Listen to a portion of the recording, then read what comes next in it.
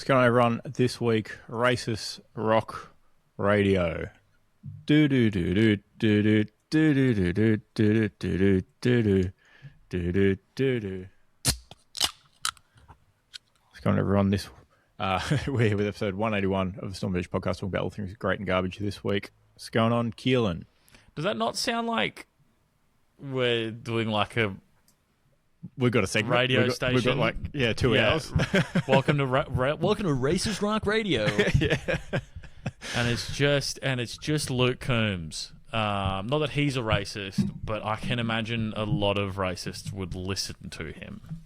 Well, wouldn't you believe it? They flipped over the live radio description on ABC AFL channel last night at about 6:41 after I was on air from ABC AFL Monday to Racist Rock Radio. Oh, no way. Were you on the radio yesterday? I was. Yes, I was. Oh, well, please elaborate. I didn't do the long-time listener, first-time caller. Ah, pussy. Which I should have done. Because, when they're trying to fill space and they don't have many people on the lines because they just keep repeating the telephone number. Mm-hmm. And then they went to the news while I was on hold, bloody blah. But yeah, maybe next time I'll whip out long-time listener, second-time caller. Yeah. Every good joke needs an iteration. So that's that's great. Yep. But no, I've been eyeballing calling in just to get the boys' thoughts on a couple things. But So normally eyeballing the radio. yes, correct. Okay. Normally, we either record on a Monday or I'm busy doing something else. So, 6:30 p.m. comes around and I forget, and then I just catch the podcast the following day. But I was tuned in to the King's birthday call, and obviously it was on immediately after that. So I just hung around, and then I was like, "Oh, sweet! I'll call in once it starts." So I did, and it was interesting. It's a fun experience. And what did you talk about? Well, they were fishing for thoughts on yesterday's game, so I sort of tied in my one of my bigger gripes about the sport with yesterday's game being white shorts for the away team being unnecessary, given Melbourne wore their lovely electric blue red V strip with their training shorts, I would assume, because they didn't look like they went with the kit. Just called that out to the boys' attention. Called out, probably could have called out Dreamtime at the G a bit better, like I did the other week on the pod. But it was last Sunday was great with the Eagles WA Day kit and the Essendon All Red kit, Colour Rush. They asked if I was a fan of American sports, and I said yes. Mainly the NHL though, where the away team goes predominantly white, with a little bit of colour, which is also great. That's completely fine. But I feel like you got to be all in on the white or all in on your team colours. And Did they try and throw you under the bus by asking if you were a fan of American sports? They scoff I don't at you? think so. Okay, cool. I know they sort of are as well. It was the big hitters. It was Corbin. You spoke with Mr. Middlemass. I did speak to Golden Mike Middlemass himself. Wow, with Ben Cameron and I think it was Luke Ball as well on the call there. So yeah, they're fans of American sports too, and found myself in a familiar environment, bit of an echo chamber. They weren't opposed to it. So you're telling me we could get Corbs on here and he'd fit in just fine? I guess so. Yeah, I guess we should make that the new tagline of our show.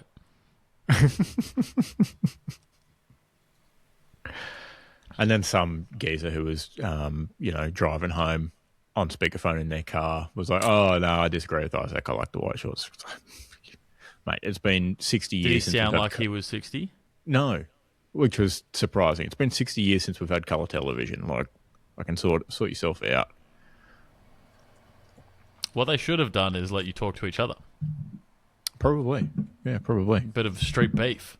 Yeah. We had, me who came down here, put my Arctic Pro wireless headset on to have half decent quality microphone versus the following two callers who were clearly speakerphone in the car. Oh, pricks. Did they forget to turn their radio down as well? No, I think they've sort of sorted out that issue. Yeah, okay. Because it's a natural segue because it's also radio. But have I mentioned that we don't listen to music in the car anymore when we're driving as a band? No. we listen to this show, which used to be on the radio. Was it the Mighty Boosh before it got on TV? That was on the radio? There's a radio version of the Mighty Boosh, yeah. No way. Yeah. Oh, I need to find it out if someone's uploaded that to the internet.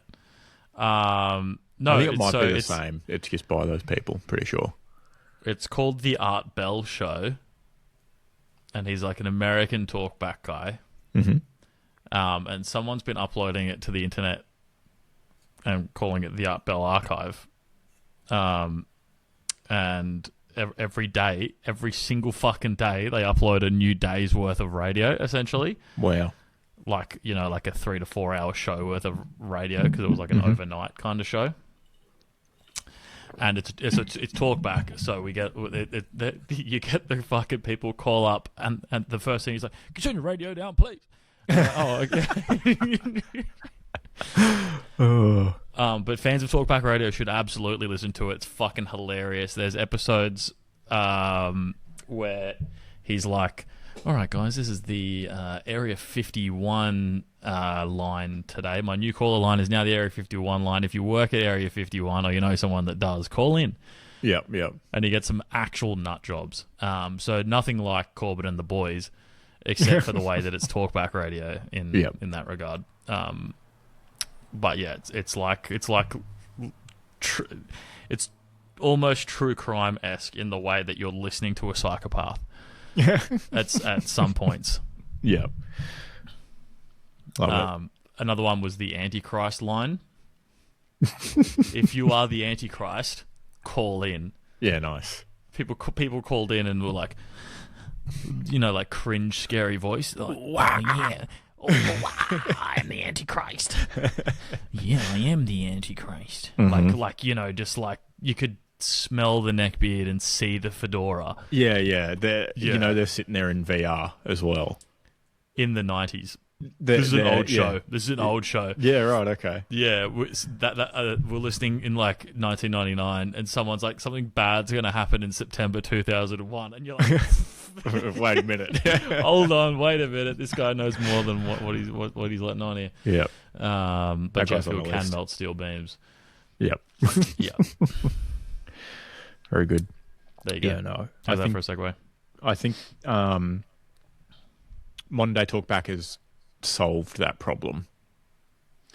I don't understand how. Well, you just when you're on hold, you just hear the radio.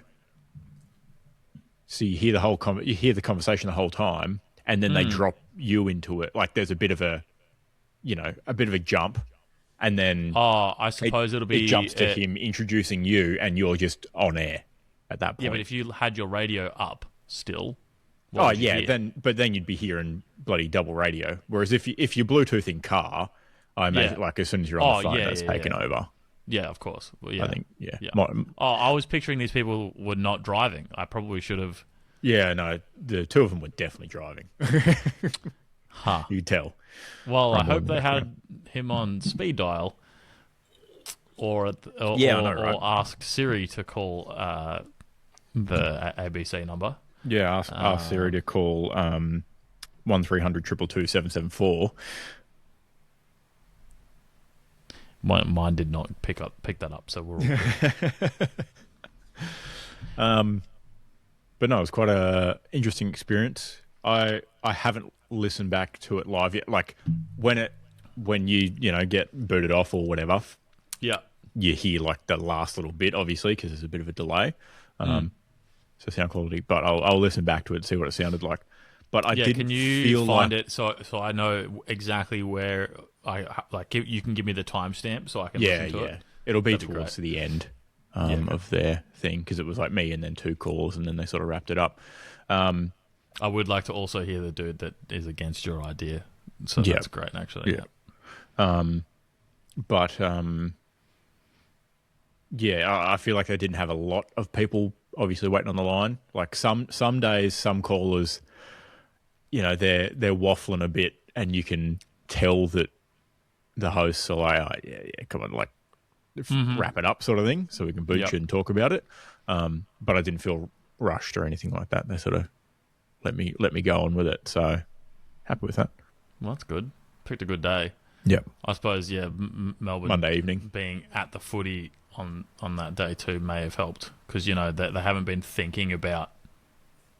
They've had a day off. They haven't been at work thinking about footy all day and waiting to call in Yeah. on the way home. Yeah. Yeah, no, good point. Good point. But yeah, we've got some other going-ons, I guess. Do you want to keep going? Do you want us to do the rest of yours? Oh, yeah, sure. Went up to Cooly Rocks on. Nah, it feels wrong, doesn't it? On joking, have it, yeah. on Saturday. Weather was nice, sun was out, so Rock can't on. complain. As per usual, got up there nice and early. Got up there at about 8 o'clock or just after, and we were out of there at 10:30, I think. So Good move. a couple of hours and a bit. Plenty of steps in. More car. We hadn't been for I think a couple of years. Definitely more cars than the last time we went, which I think was a little bit COVID hangover affected. So it was pretty good, pretty busy. Can't complain. Weather was nice. It was coolish, but the sun was out. And then got home, got on the mower. 5 minutes after I got on the mower, it started raining, so I just kept mowing because I was like, "This is just a shower to blow over."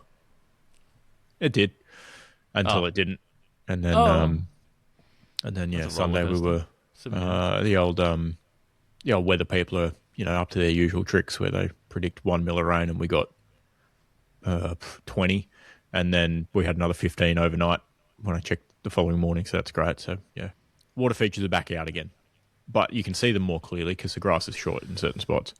It's good for property value if you got water features, though, I hear. So Yeah, waterfront views. yeah. The grass is nice and green. Can't How complain about the grass on the other side? It's always greener over there. Yeah, I mean the sugarcane is pretty green most of the time. Well, there you go. Debatably, my grass might actually be greener. As they say, it's green where you water it, and it's got plenty of water.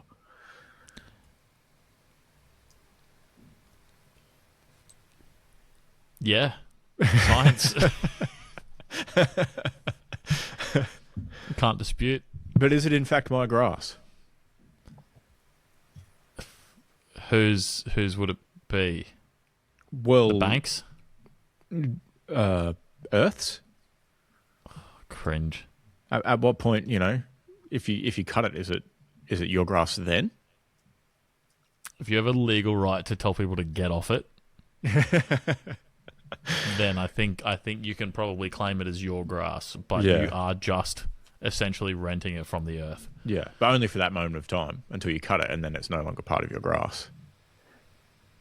Theseus's grass, some would say. Fuck. You don't lose ownership of your hair when you cut it either, you dickhead. Like it. Jesus Christ. No, we should call in to the podcast next week and bring up the concept of Theseus's grass. Here we go. At what point? You know the grand final, the COVID grand final a few years back up the Gabba where they took a chunk of grass from the MCG. Is that still the MCG? If it's left the ground, is it still there? Is it still at the Gabba? Good point. Did they leave it there? As far as we know, the Gabba ground might just be all MCG at this point. Yeah. How many COVID grand finals are we going to have for the Gabba to be the new MCG? Yeah, exactly. Theseus's Brisbane cricket ground. Is Theseus in? Is he the Odyssey or is he the other one, the Iliad? The Iliad. Great question. I googled him. It accidentally spelt thesaurus instead. That can happen. Yeah, it happens to the best of us. Spoilers: he slayed the Minotaur. Yeah, pretty good. What a guy! Yeah, kind of a big deal. How's this for being completely based? His abode is labelled as Elysium. It's like, yeah, he's dead. But like, yeah. Current residents of Greek warrior heaven. You're like, oh, fuck off, dude.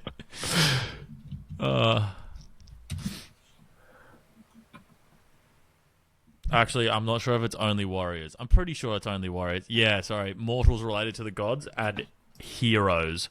Yep. He's a hero. Yeah, there you go.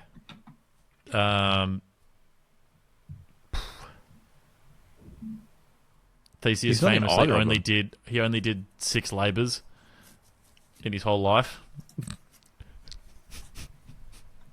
I mean, I'd probably only work 6 times too after slaying the Minotaur. Was that one of the labours? You'd be able to write that around for a while. Which book tells the story of Theseus? This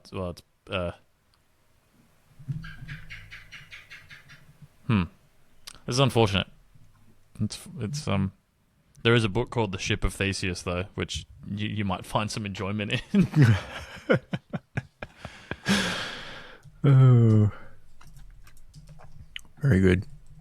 Other than no longer listening to music as a band, what's going on? We do also listen to music, but it's just like, you know, if you're driving 3 hours and you could put on a 3-hour show, yeah, breaks it up rather than, you know, listening to one band member's album of choice. No, one and a half band members' album of choice for the trip. No, because Spotify has a thing where you can be like, make me a playlist based on the taste of these people. You invite people to that playlist, and then it auto makes you a playlist for them. Although Styx is now changed from Spotify, so it doesn't work anymore. It's just me and Harry because Aiden also didn't want to join. So there you go. But yeah, no, yeah, we just. So what else? This weekend specifically, didn't listen to any of that. Any of that talk back. Did have dumplings. Nice. So the one that I mentioned to you that closed. Yep. Because rent was going up too much. Too damn high. Is open again. Nice. In the same spot. In the same location. Incredibly confusing. Maybe they complained enough on social media that the landlord was like, ooh, these guys are actually an institution. Yeah. And their braised eggplant is an institution. Yeah, okay. Nice. So next time you're in town, we're going to have to do a dumpling crawl so we can compare the two. Can make that happen. Yeah. Easily. It's like a 15-minute train between them, so that's enough digestion time in my eyes. Yeah, great. But yeah, so we it just kind of lined up that both of us didn't really have much food earlier in the day, so we turned up and we had a plate of braised eggplant, a plate of some vegetable that was kind of like celery but also was quite leafy and very thin and round, but it had the texture of celery, and I can't remember what it was because it had a Chinese name and I'll never remember it again. But it was crunchy and delicious. I got a half serve of the pork and chive dumplings because Amber wasn't going to eat any of those, and then we got a full plate of the eggplant dumplings and shallot pancake because I'm not fucking around. Yeah, of course. So good. Like, and actually, surprisingly, we both left and went, you know what, I'm full, but I'm not like... Not crazy. Yeah. Which is nice. The eggplant dumplings, so they're famous for their braised eggplant. Supposedly that's what put them on the map, right? Mm-hmm. I actually think the eggplant dumplings are better because I think it's just the braised eggplant in a dumpling. Like, it tastes similar enough. Yeah. And it's so good. I burnt my mouth on every single thing that came out of the kitchen, and it, as it does, it kind of trickles in because you order a bunch of stuff and whatever. Every single thing came out steaming, and I hooked into everything immediately. Yep. Yeah. So the roof of my mouth is a war zone, and I have zero regrets. Literally zero. Yeah. Yeah. So yeah, it's literally called Chinese Noodle House. Yep. We ordered 0 noodles, and it was bang on. Yep. Excellent. Yeah. And when Dan was in town, we met at a pub, which I have zero fucking idea where anything was until this point. We met at the pub, and that Great Southern Hotel one is literally the back entrance of it goes to this dumpling house. And I was like, damn, we should get dumplings. I just don't know where this place is, but I'm pretty sure they're closed. Turns out it was right there. Yeah. If only we'd walked through the pub. Would have seen it. Bugger. Missed it by that much. But yeah, so that we got dumplings, and then we went to the theatre, which is surprisingly AFL related at the moment, because they have a show called W, which is about AFLW on at the moment. Oh, nice. Yeah. And not so much about the football, but about the plight of being a professional female athlete. Such things as, dealing with, pregnancy and, timelines and work that on the kind side, of etc. And yeah, literally work on the side and still being the primary caregiver for your child, and not even the breadwinner, even though you're a professional athlete at a winning team and that kind of thing. Yep. But yeah, good show. Quite funny. I was meant to wear one of their Guernseys. Hold on, please hold. Ooh. 2 seconds. Okay. Here we go. A little bit of prop action. A little bit of sneaking around with a pair of elf ears, pair of hobbit feet.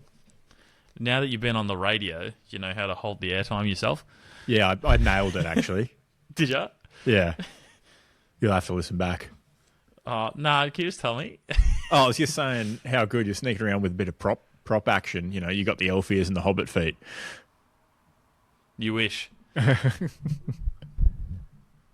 Nice. So yeah, they gave them out to the crew and stuff, and so yeah, Emma gave it to me.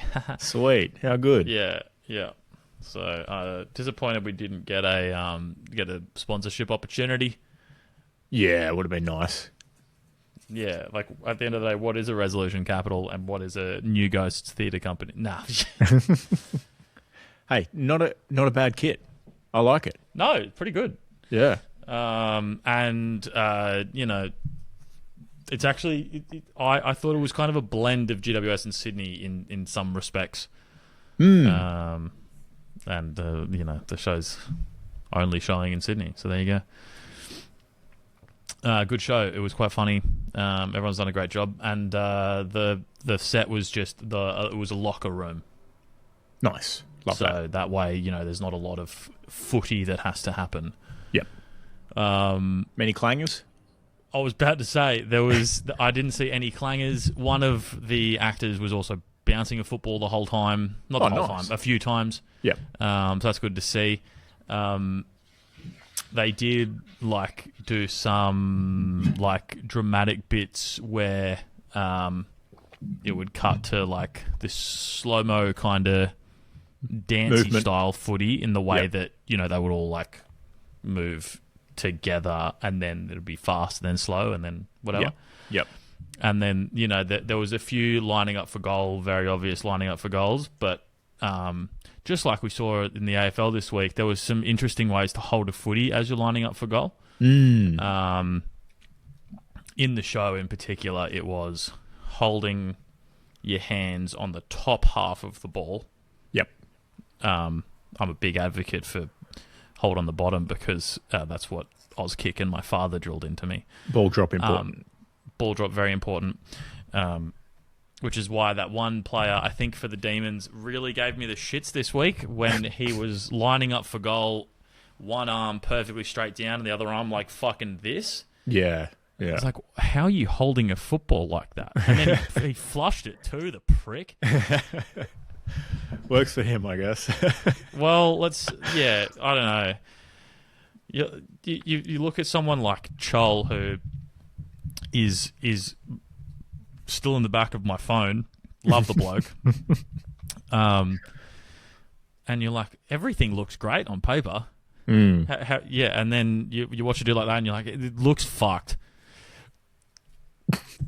Still flushes it. Anyway, so show was good. No clangers. Good to see. I think the other thing that happened this week is today I hit 2200 total level on old school RuneScape. So nice. Thanks. Very good. On a work day. So after hours, I imagine. Nah, I've been AFKing pretty aggressively. Right. Yeah. Fair enough.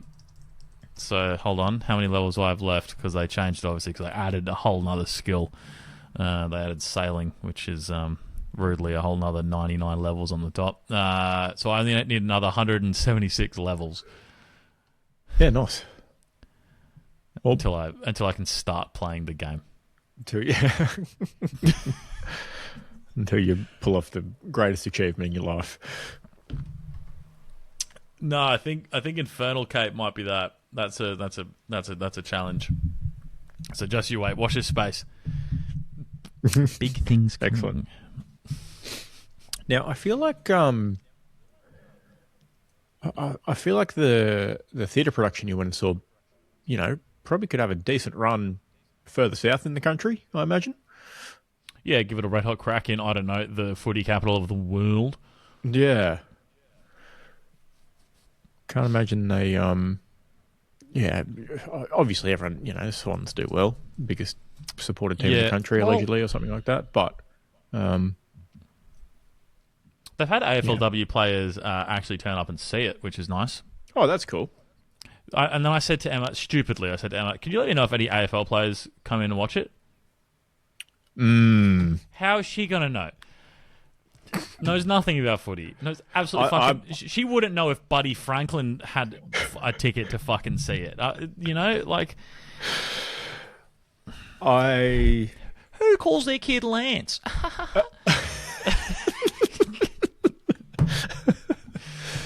Is how I imagine that going, yeah. Yeah, nice. Yeah, thanks. But you didn't happen to recognise any of the AFLW players?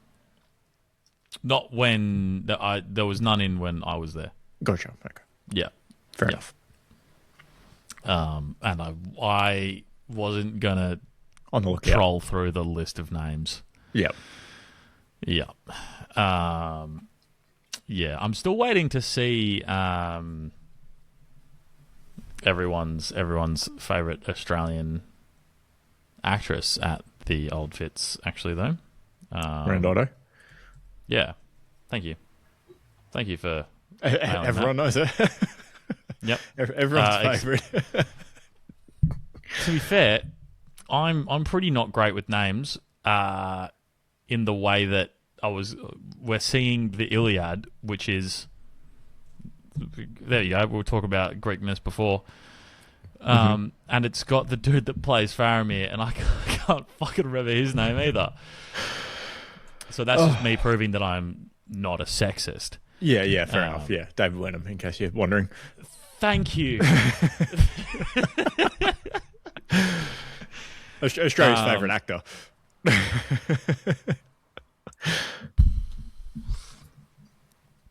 I don't know. Hugh Jackman just did Last Meal on YouTube. Yeah, the Jack Man is pretty loved, isn't he? Yeah. I think him above old Hemsworth too. Oh, I think David Wenham above the three Hemsworths. Mostly because I can't remember anything the third one's in. Is he the one? Is he in Westworld? Good question. I don't know. Exactly. Yeah, Liam Hemsworth hasn't been in anything of note that I actually cared about, and Chris Hemsworth is getting a bit Byron for me, I think. So. And a Bulldogs fan. Oh, did you not know that? Was in NRL though, right? Surely. No, AFL. He's I an don't AFL believe. fan, I don't but believe he actually watches the AFL. he's a Doggies fan. It was very up and about with their premiership win. But yeah, I'll have to keep the Hemsworth slander to a minimum in my part of the country. Could get me in trouble. True. Yeah. Don't get too loud. Supposedly, he also reminisced about the 2016 flag when he was on Hot Ones. Yeah. Okay. All right. Is he from? Is his family from? I have no idea. I just kind of assumed they all grew up in Byron and were all from Byron, and you know, like. Look, I feel like that checks out.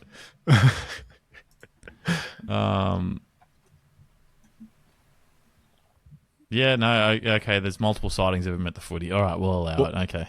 Born and raised in Melbourne, so checks out. Oh, okay. Okay, cool, sweet. For some reason, he gives NRL. Could be the mild steroid use. Yeah, pretty big. Yeah. Anyway, that's enough slandering the Hemsworth family. They're probably pretty powerful, especially in your neck of the woods, so don't want to get your house firebombed or anything by the Hemsworths. Not that they would do that. No, I don't think they would. No. But their fans might. Yeah. Maybe we'll see him roam around for the Byron Magpies. Who knows?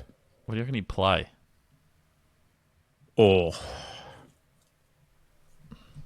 a frame like that inside mid. Hear me out. The third Hemsworth is playing full forward. I was going to say halfback flank. No, absolutely no show business.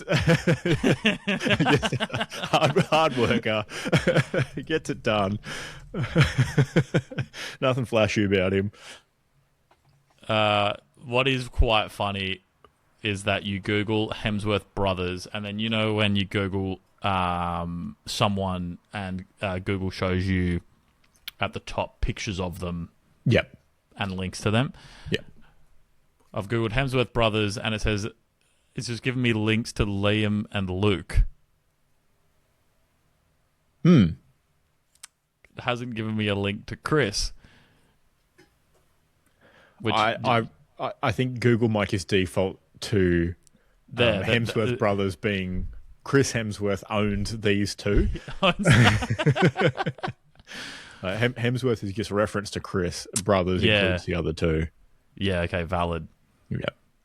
Yeah, no, but so I was going like the Brendan Favola, now that he's retired, full forward kind of vibe for Luke Hemsworth. Yeah.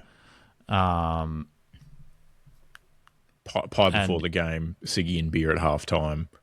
Yes, and I was right. He is in Westworld. He's also an Australian show, Deadlock, that's meant to be quite solid. Okay. Liam Hemsworth, I think he's a little Josh Dacos type. Halfback or wing? Exactly, yeah. But I think we throw him on the wing. I think he's a little taller, potentially. Yeah, 1.9. So, yeah, and he's also the prettier of the three, so that lines him up with Josh as well. How tall's old CH? Do we believe what the internet says about their height? Absolutely. Believe everything you see on the internet. Chris Hemsworth feet pics.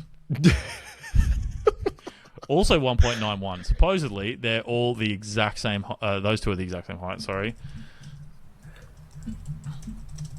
Funny if they're all the exact... Luke is 176. Yeah. Poor bastard. Yeah. Oh, yeah, halfback flanker. Sorry, Luke. You're done, mate. On the bright side, you get to spend time nice and close to Liam Hemsworth.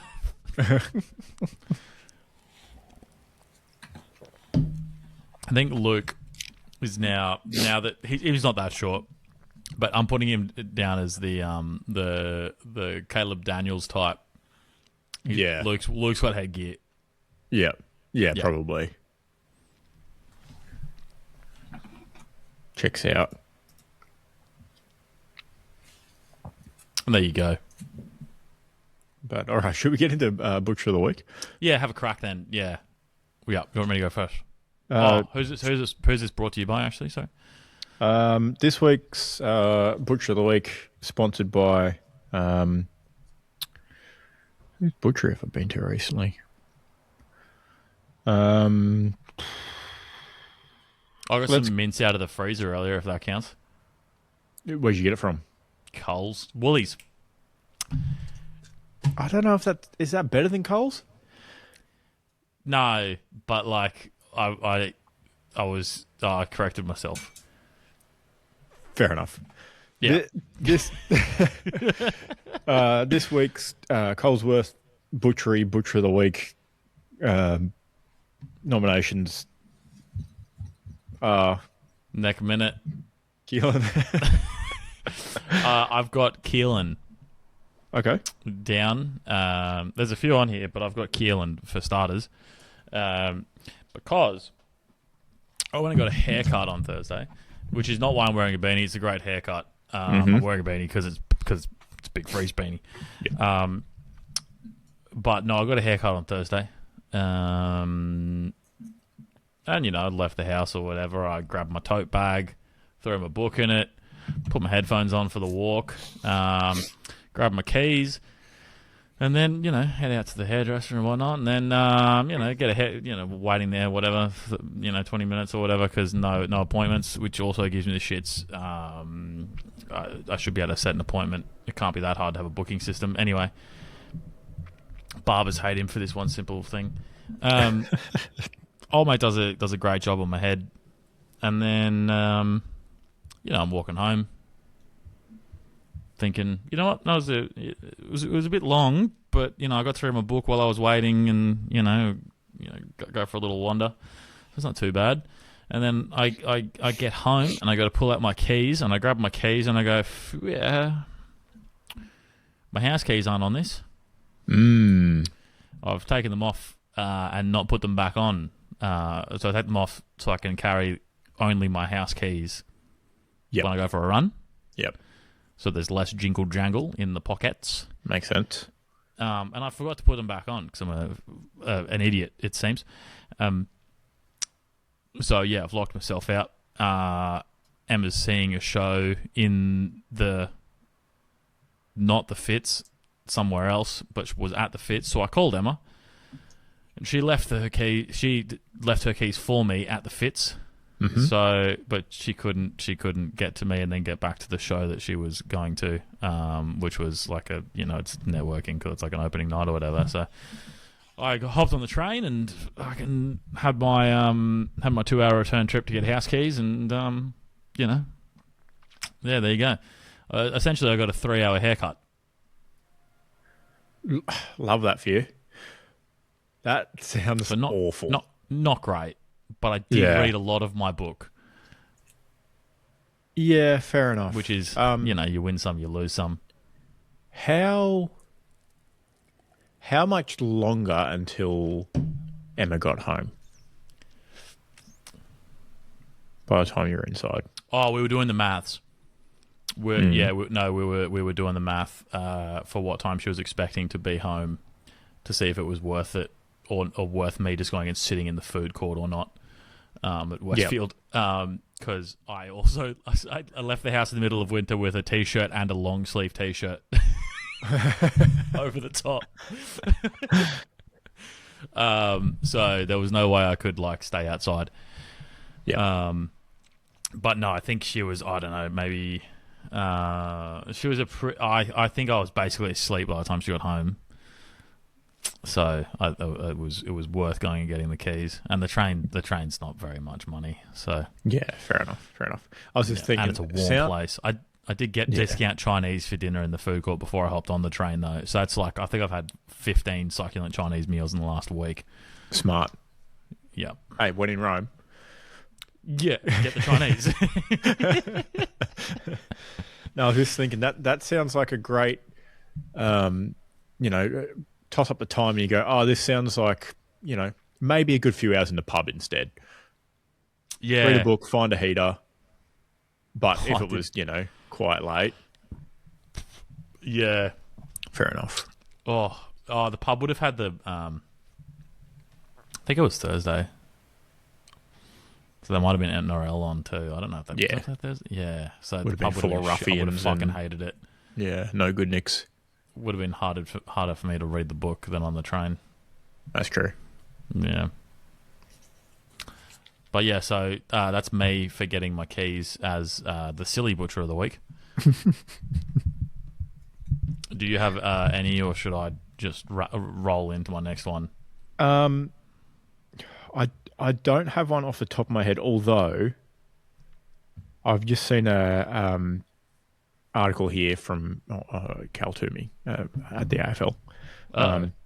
Exclusive just come out. So the league's having a scheduled 2-day conference for all the club chief execs later this month on the Gold Coast, as they do every year, to discuss the state of the game, bloody blah. Apparently, clubs are being posed the question if they lose or add a game with the addition of Tassie into the comp. Yeah.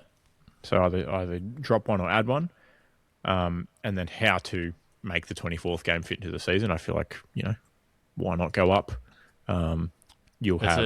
Makes it a nice even number at that point too. Exactly. The TV broadcast, deal should then theoretically increase as well because you got an extra round of games. But the thing out of this article as I was scanning it that I'm not particularly fond of is they're floating the idea of a play-in style tournament ahead of wildcard round. A bit like the NBA does, where they do the grouping that's around the playoff mark for the playoff seedings. You then play in to get those last 2 spots to then play in the playoffs. So not only will we have wildcard positions down to 10, or maybe they just get rid of the wildcard and you're playing to get the wildcard. I don't know. It sounds bizarre. Is play-in all at the same place? No. Why is it called the play-in? Because you play for the... It's a bit like... It's essentially the same thing. You're playing to get the 7th or 8th seed. You're playing to get in. Yes. To get off. Yes. But it's only... it's called a play-in tournament, but it's the 4 teams who are in those positions. I have been assuming this whole time that play-in meant they were all playing at the same place. No, but I think I've just carried that over since they all played at the same place in COVID. Makes sense. Whoops. But no, it's dumb because you are just playing finals essentially at that point. Well, it's already the thing that they're proposed for this season with the wildcard thing anyway. Yeah. You just play off for that last spot. Is everyone not complaining about already? They're saying here, as I go down a bit further, concept that was raised could be that 18 rounds where each club plays each other once. Oh. So you avoid what's happened already this season where there's teams who've played each other twice now and you haven't even played your other opponent that you haven't played yet. Yeah. So you play each other once, and then after that, the remaining rounds before the wildcard round or, the wildcard round of the finals kickoff are all play-in tournament things. So you'd think by the time 18 rounds are done, you'd have all your... what teams are crap, basically. Yeah, but you might not, though. That's it, exactly. If you've got another, 5 or 6 games to play... That's a big jump. Nah, this is dumb. It is dumb. Yeah, that might... I mean, you haven't heard my next Butcher of the Week nomination, but that might take it, given that it's on brand for footy. Yeah. hear me out. I've got an actual solution for the 24 rounds thing. What if... So currently there's 23 rounds, right? Mm-hmm. Each team plays 23 games. Yep. So Currently 11 home, 11 away, a gather-round game. All of the rounds are currently played have a number on them. 1 through 23. Except for opening round. So hear me out. Right. You just make opening round, which is a week before round 1, for all those who haven't been paying attention, round 1, and that gives you 1 through 24. And the season ends where it's meant to fucking end, and you don't have double buys. No. And there's nothing wrong with... I fucking hated that. For all those who weren't watching the video, I just whipped the double buy celebration. Big double buy pythons out. Yeah, in my small hoodie. There was no bicep action in my small hoodie. Your small hoodie that didn't even, shrink around your arms. Yeah, look, it's a small hoodie, and the arm thing is past my shoulder already. The shoulder seam is past my shoulder. Just say it's like a 2X, man. It's fucking huge, bro. It's a 2XL. Check out these bad boys. Oh, push from the back, don't you? Yeah. This way. Yeah, that's right. Dude. Yeah, fucking very old Chris Hemsworth out here. Yeah, we want one buy, not two. Yeah. Exactly. Here you go.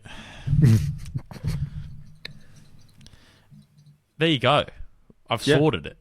Not a bad idea. It doesn't sort where you're going to play them.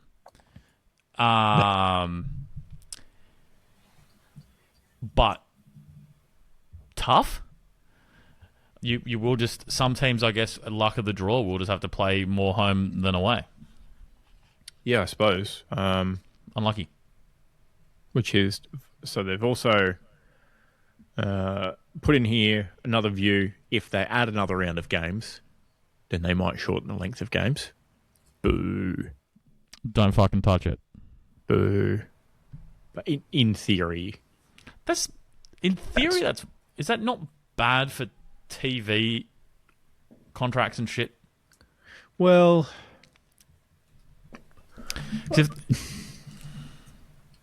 If they shorten 23 games, 23 rounds, every game by something as small as 10 minutes, that's still more than probably a whole round of football, no? Yeah, well, if you knock 2 minutes off every quarter, go COVID length. Yeah.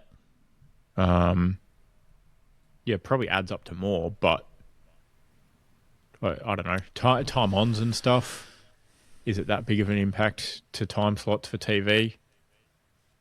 Probably not. Maybe not. Maybe. I think you'd still whip out, I don't know. Or, here we go, another thing. If they add another game, do you just make teams sell that game off to another location? Like... All of them. So... Like another gather round, for example, or that's played in...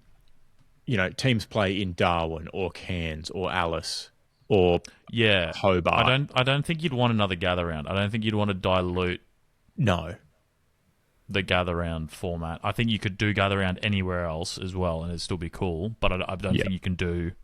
You can't do gather rounds. 2 gather rounds one season. Yeah. Too much of a good thing. Although selling a game to a regional hub is actually a genuinely cool idea. If you want to grow the game, I think that's if it grows the game. Yep. Yeah. That goes back to Ross Lyon's post-match presser up in Darwin, saying that the Suns obviously have a bit of an advantage, but why not get everyone to play up here throughout the year? Share it around a bit. Demons are doing it. So on the Alice Springs game, they hate Alice Springs. They can't play there, but they need to figure that out if they're going to sell that fucking game. Yeah, exactly. But I feel like if you want to, grow the game a bit more, go play, and don't necessarily make it so that just because one team has hands oval, then another one can't either. Yeah, because you'll run out of grounds pretty reasonably. Exactly. Quick. Yeah, aim for 2 or 3 games at regional grounds per season. Something to look forward to. Get up to Cairns again, get up to Mackay. The Suns AFLW team plays there, handful of games in a season. Those sort of, regional locations. Grow the game. Or just fucking sell the whole round to China. Hey, not a bad idea. Or was it India we were talking about? Yeah. Get that India round. Oh, how's that sound? But like that's a legitimate solution. Send them all over. I believe that would make the league quite a bit of money if the numbers are real. Yeah. In the fan base over there too. So middle of the season, get that India round. Everyone comes back, has a bye.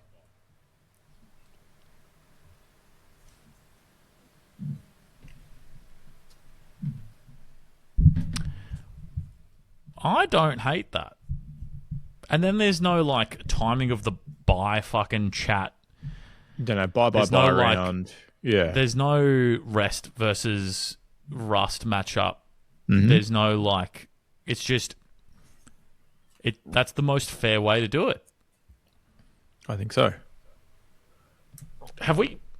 I think we've solved it. What round of the AFL is NRL Magic round? It's in May. Oh, look, it's good enough. Then it's not far enough through the season for a bye, though.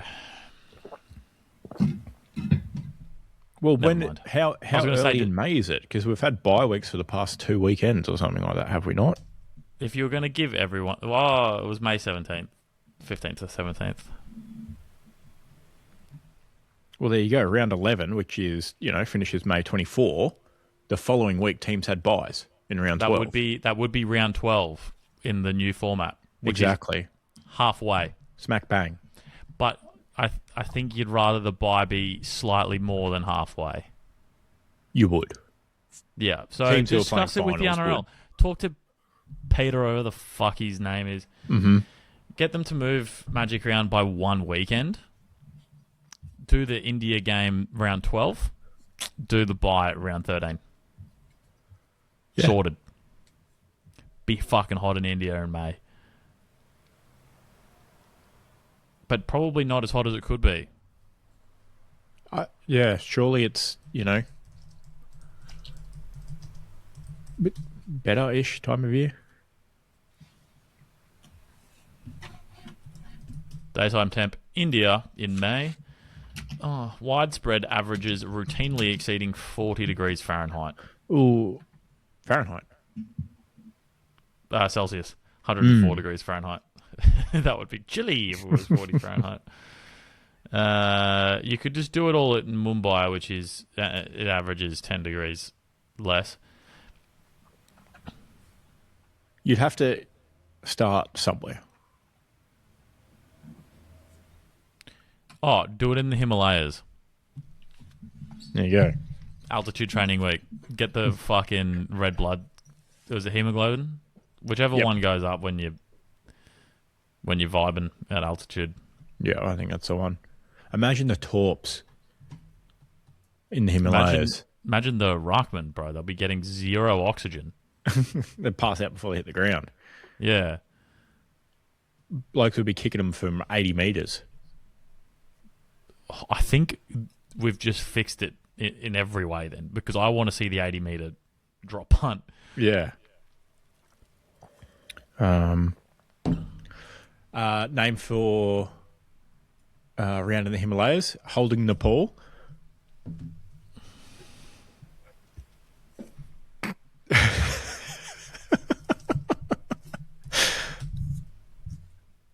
That's episode title.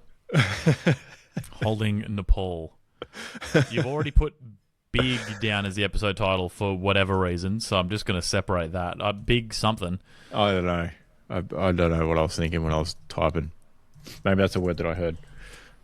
Or, hear me out, fixing the fixture. Hey, not bad. Wow. Okay, cool. It's taken us an hour and we've got one more Butcher of the Week ready to go. Oh, that's what I was doing. That's why I was there. For the big freeze. Big freeze, yeah. All right, so final butcher of the week, which I'm only going butcher based on it's not shit list because I never expected any better. Go on. Because I didn't know who the fuck this person was until this happened, so I couldn't have expected any better. Likewise. A comedian, inverted commas. We had one of them. Friend of Matt's. I've been wanting to send this to Matt to see what if he thought it was funny. Actually. Oh, he'd love it. Yeah, which is unfortunate. Yeah. So there's a comedian called Lisa Jane Spencer who, at the end of Reconciliation Week, well, start of the next week, but it was, it was either at the end of or immediately after Reconciliation Week, so poorly timed as well, posted a video that both offended, it's very niche, it offended the trans community and the Indigenous community in one fell swoop by posting a video captioned, "This transition hasn't been easy, but it's been worth it," which is it's a bad caption anyway. But essentially, she says that she now identifies as an Aboriginal woman, and proceeds to. She gets one of the classic wooden salad bowls that everyone's nan probably had, and she sets fire to a bunch of leaves in it, and does a smoking ceremony in her backyard and fucking claps sticks and stomps around and shit, all with white paint on her white face, which. That doesn't look good either, champion. You don't get a white ink tattoo, do you? Anyway, and then she sniffs petrol at the end. That's that's the line, right? Yeah, and she has since come out and said, because everyone's blowing up in the comments. Immediately, as she should. I found this because I follow a dude who just talks about. You may have seen the video where he talks about the Indigenous population. Quite a few of them had documented different seasons, as opposed to all the So here's a video. So his video responding to that and saying sorry on behalf of all the fucking idiots in the country. And so I went and found the video and screen recorded it because I thought it was too fucking wild to not be able to reference. And it has since been taken down. Legally, she's using the actual SBS Insight logo in these videos as well. So I wouldn't be surprised if SBS got these videos taken down. She's also done a series. So this whole I identify as another race is a series, and she's done an Indian mother multiple times as well. Which and all the jokes are just frankly not that funny. And then what she calls the punchline, and she did in an interview talking about the injustice of getting these videos taken down. The punchline is always the thing at the end, and that's the sniffing the petrol. The big racist Indian mother one. She drops trow and pretends to poo on the street. And you're like, but is it actually funny? I'm at a stretch. I think it's funny that she thinks it's funny. It's bordering on the absurdist humor. Yeah. Right. Yeah. Well, it's just not smart. No, it's not smart. We're not in 2009 anymore. No. Noongar out the front isn't circulating YouTube like it once was. We're not. which was It's not the era of Shooter Williamson just saying cunt and that being the funniest thing on the planet, because we're not 12 anymore. yes, correct. Even Jim Jeffries isn't even funny anymore, dude. Isn't he doing He's doing Deal or No Deal or something now. He's doing something like legitimately. He's doing something like that. Like I shit you not. He's sold out aggressively. Yeah. I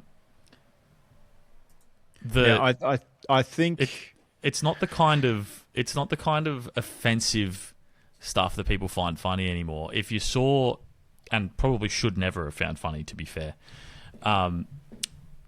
Great example of offensive comedy is it Shane Gillis? Yeah. He did a bit I think he hosted the roast of Kevin Hart. Yeah. And he offended so many people, but in a smart way. Yes. And it's just like in the way that, he offended paedophiles. And you're like, great job, mate. You're not punching down on an oppressed minority. You're actually saying some pretty good things here, and it's funny. Wow. Yeah. I think if you take away the punchline of this one in particular, the petrol sniffing bit, probably would have got more of a pass. Yeah, because I don't think pointing out the absurdity of people, claiming to be another race, I guess. Yeah, which is what she said, in the way that the joke of it all is what she thinks is the joke is that people presenting to be white claim to be Aboriginal, but also, to be fair, a lot of white people who have lived in Australia and have had families in Australia for 3 generations will often say they're, English. Yes. And no one really calls them out on it. And I think it's a very similar thing. You're still allowed to join in on if you're actually a descendant, if you're actually partially Indigenous and you grow up with that culture in your home, even though you don't look like it, there's zero problem with that. Correct. Yes. Yeah. And I don't think... I think the group of people who are pretending to be Indigenous that have zero Indigenous blood is a very, very, very, very, very small minority. Oh, yeah, absolutely. Definitely. So it's just like, even from a comedy standpoint, you're making fun of a group that is so small. It's just like the amount of people that are going to actually find it funny is not very funny. Not very large, sorry. Yeah. Yeah. Yeah. She fucked up. But also... No good. Yeah, it's just no good. I don't condone this in any way. People did find out where she works. Yes. She did get fired. Yes. Now, she's claiming she's been doxxed. I'd also argue that if you're posting on the internet with lots of followers on a public-facing page, someone someone's going to see already who might legitimately know where you work, as opposed to snooping around the internet and doing weird shit, is going to get you fired. So I think that's probably more likely what's happened, given how quickly this blew up. Yeah, thank you. But, is what it is. You be a bad person, you get bad results. Mm-hmm. You fuck around, you find out. Yep. Yeah. Some people obviously arguing in the name of comedy, etc. Should be no limits on comedy. I agree to an extent. Yes and no. But we can park some things. I think we can leave some jokes in the past. And I think the problem that she found is that the line on the particular matter is not overly clear as Yes. to what you can make fun of. Yeah. But what you can't forgive is that she was too dumb to to not realise that if you can't see where the line is, to just not go anywhere fucking near it. Mm-hmm. So, like, you know, no one made her make this video. No. No, just make something actually funny. In that case, credit to her for not backing down. She's got that Australian fight about her. Yeah. In the way that, unfortunately, our people have been fighting the Indigenous population for generations. And some of us would like that to stop. Well said. Yeah. Well said. Moving on to other racist business. Okay. Actually, it's shit list. Sorry. I moved it because I do expect better from Fair this enough. other select group of people. So welcome to the shit list. As we know, well sponsored by returning, often returning, not currently returning this week, guest KO Sports. Yep. Have we got Matt calling in? Is that what this segment's about to be? What? How's Matt KO Sports? I Or mean, is he the racist? You're talking about racists on the shit list. Yeah. We're talking about racist comedians. Oh, this one's not a comedian, which Gotcha. is why I kind of Some would argue the last person isn't either. this is a message sent to Marby or Chol after Hawthorn's loss the other day. Yeah. And the reason I expect better is because as a population, I would have thought that by now we would have kind of crossed into a point in society where we're, for starters, not messaging sports people at all negative things after they lose a game, let alone racist things after they lose a game.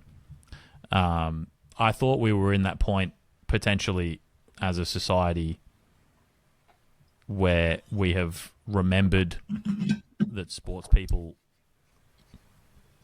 are the second half of that word. They're people. And that we as supporters should do the majority of that word the majority of the time, which is support them. But I don't know. I think something's been lost along the way because some filthy fuckwit on the internet sent some very mean-spirited things. Mean-spirited is probably a bit light on him. Very light. Including such things as... I mean, it's not a slur, but I don't want to repeat it. So... You're talking about the N-word? Pretty sure he No. called it that. No. I actually don't think he used the N-word, but I think he thought said... he did. He said... I thought he did. Definitely a slur, by the way. We'll just put that out there. The N-word is 100% a slur. Yeah. Don't say that. Not even in a joking way, just to your white friends. Like, never say that. Which actually reminds me of a time where I saw the other day, this other Lisa Jane Spencer clip started blowing up where she bombed aggressively at one of those like live stand-up recorded shows where there's also a panel. Yeah, right. Yeah. And I think it was American. And she was on Kill Tony. The premise of the joke was that we all say the N-word just to our white friends. And you're like... Not a great joke. It's not funny at all. No one laughed. Anyway, so don't say the N-word or anything that is remotely racist to anyone.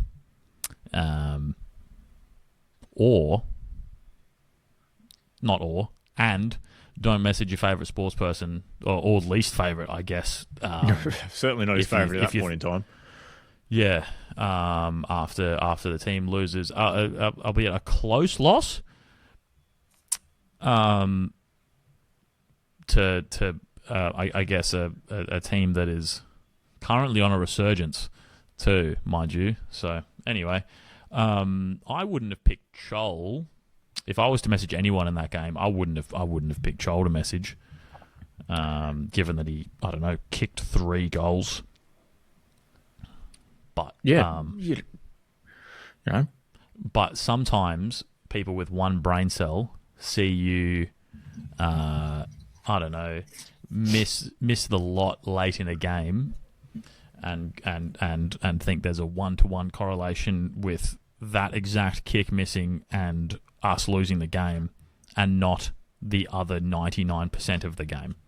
Yes, unfortunately, he didn't have, 2 brain cells to rub together and see Blake Hardwick go 0 from 2, 7 disposals for the game, for example.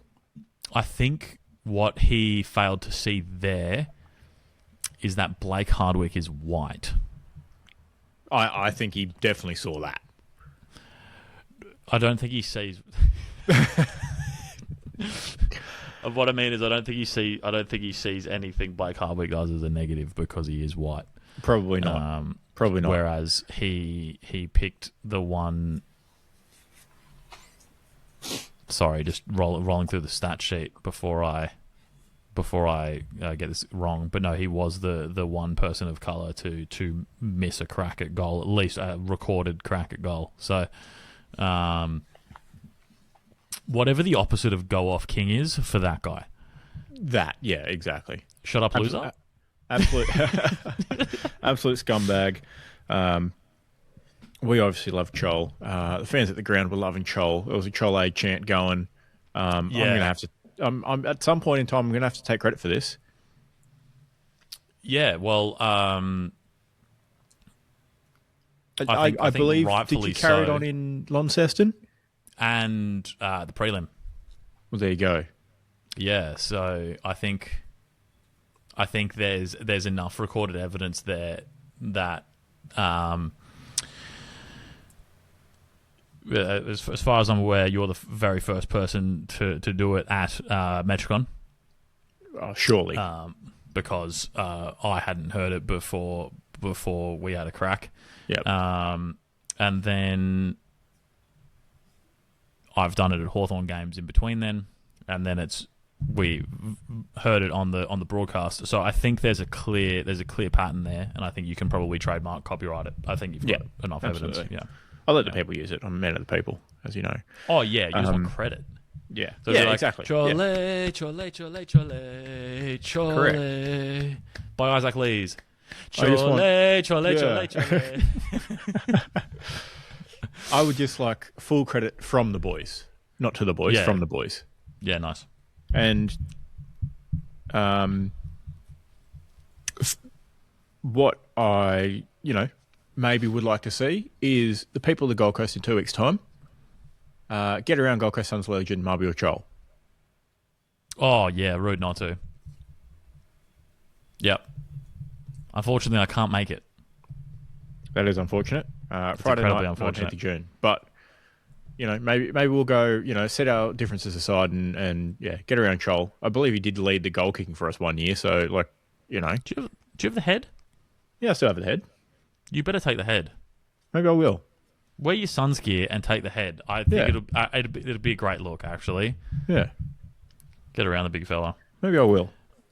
No about shot. Yeah, all right, maybe I will. Maybe I will. Final thing to the scumbag.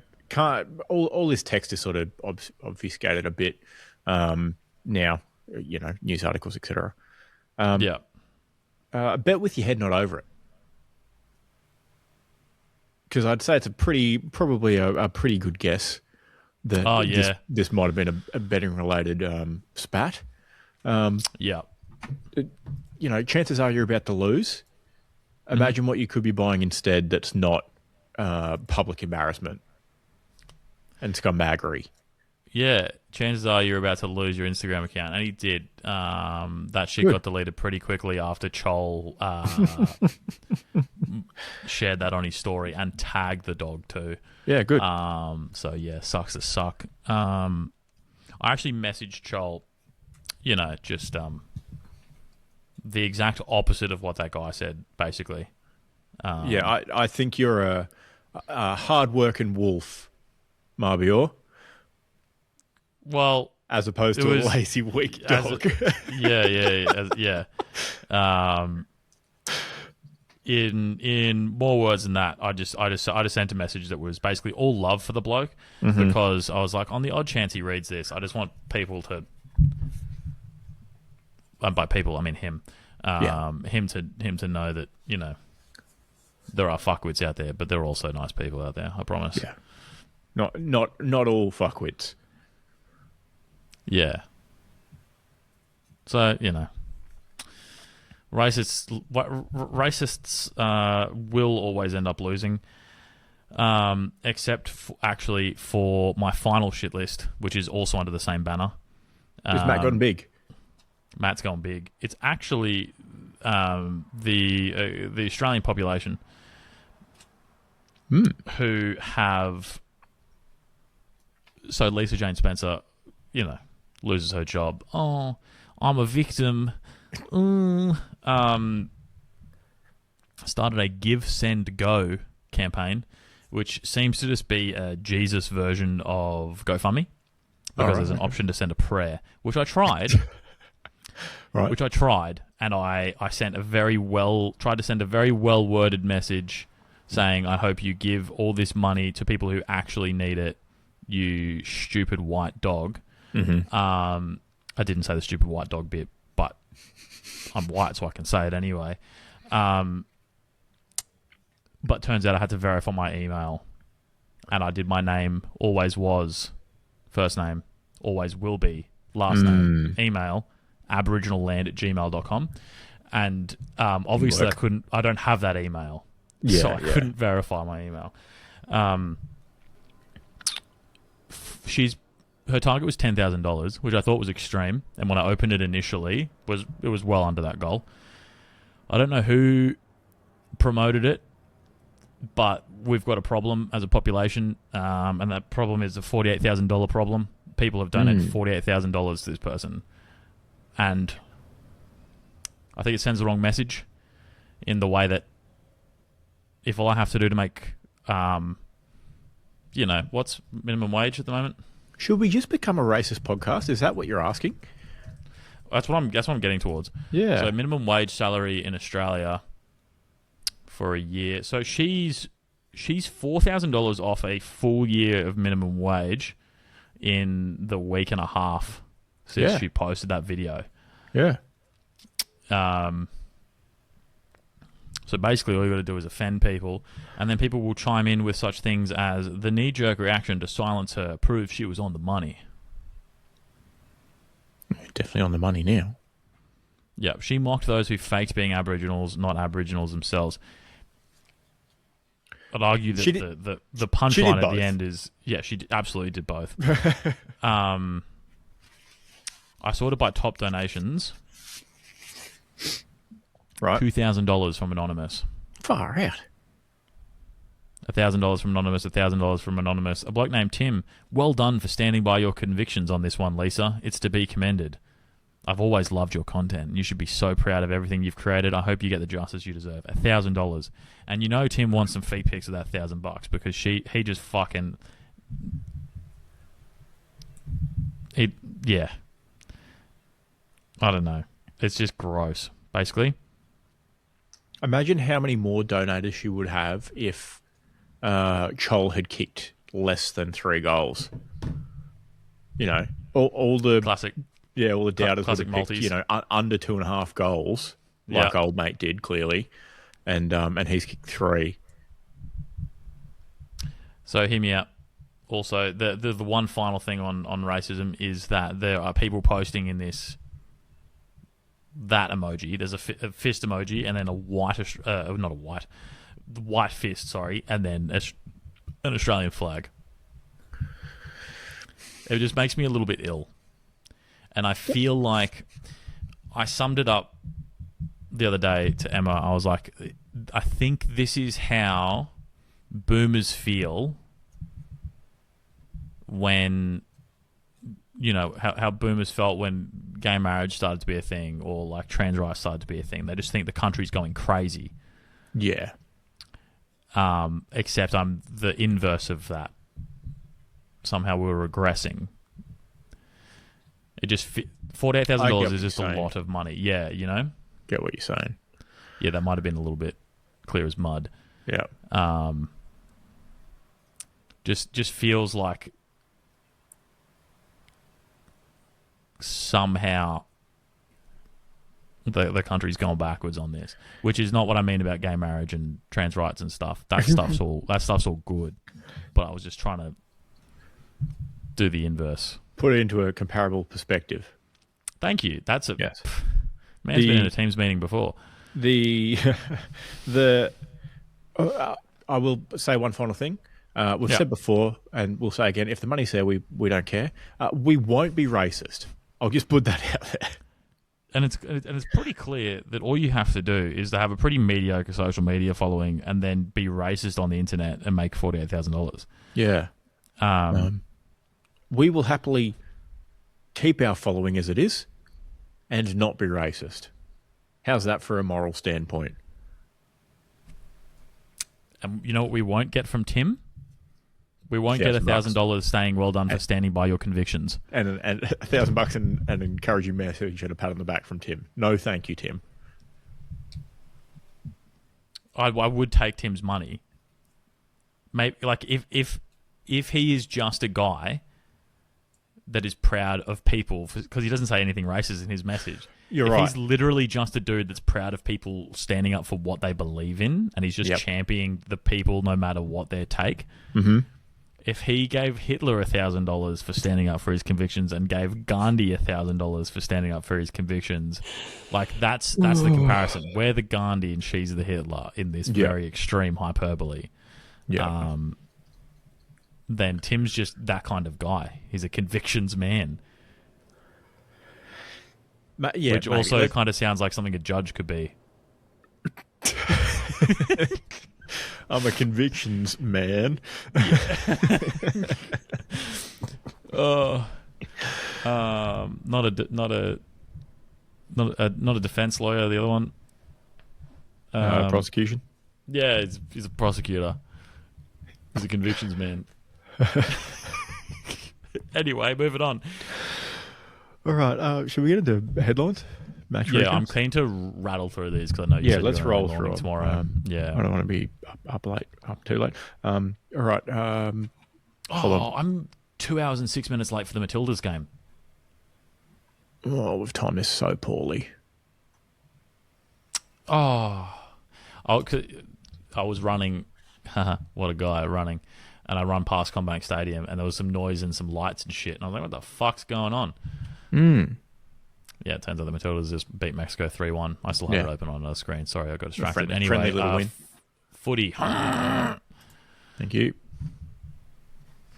I don't know why you bothered with that. I made that exact noise. Exactly the same. Yep. Sorry to the fans out there for playing the MCG siren twice. All right, round 13, starting off Thursday at Adelaide Oval. Adelaide 11-9-75, Geelong 10-14-74. The Cats trio of Smith, Holmes, and Danger had 94 disposals between them, but it is Adelaide captain Jordan Dawson that is indeed him with his game-high 3 impactful goals. 22 disposals, and a shared game-high 9 tackles that helped the Crom get the win. Fuck. Almost nailed it. I should have just kept reading instead of... It's the red 40, dude. There's too much red 40. Yeah, you're going silly. You're not going to be able to sleep. Nah, red 40 has a shorter half-life than caffeine, so it's all good. Oh, all right. That's right then. All right. Similar vein. Captain Dawson was up and barking like he wanted it. 3 goals and 22 disposals, while Sir Matthew Nicks likes big butts and he cannot lie, as Darcy Fogarty's behind got the Adelaide boys up. Nice.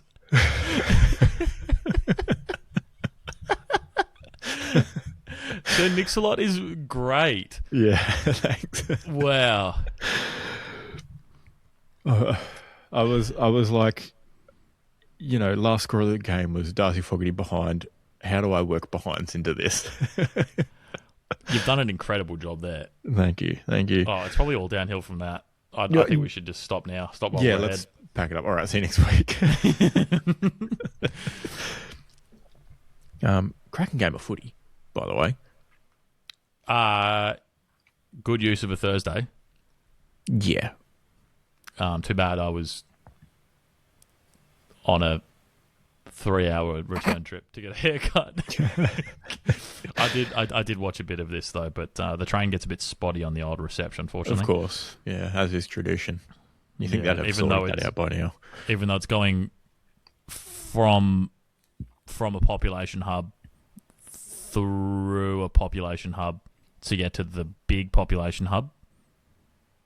Yes. Somehow the phone signal still drops bad. halfway through. You're Yeah, like, what still the fuck? bad.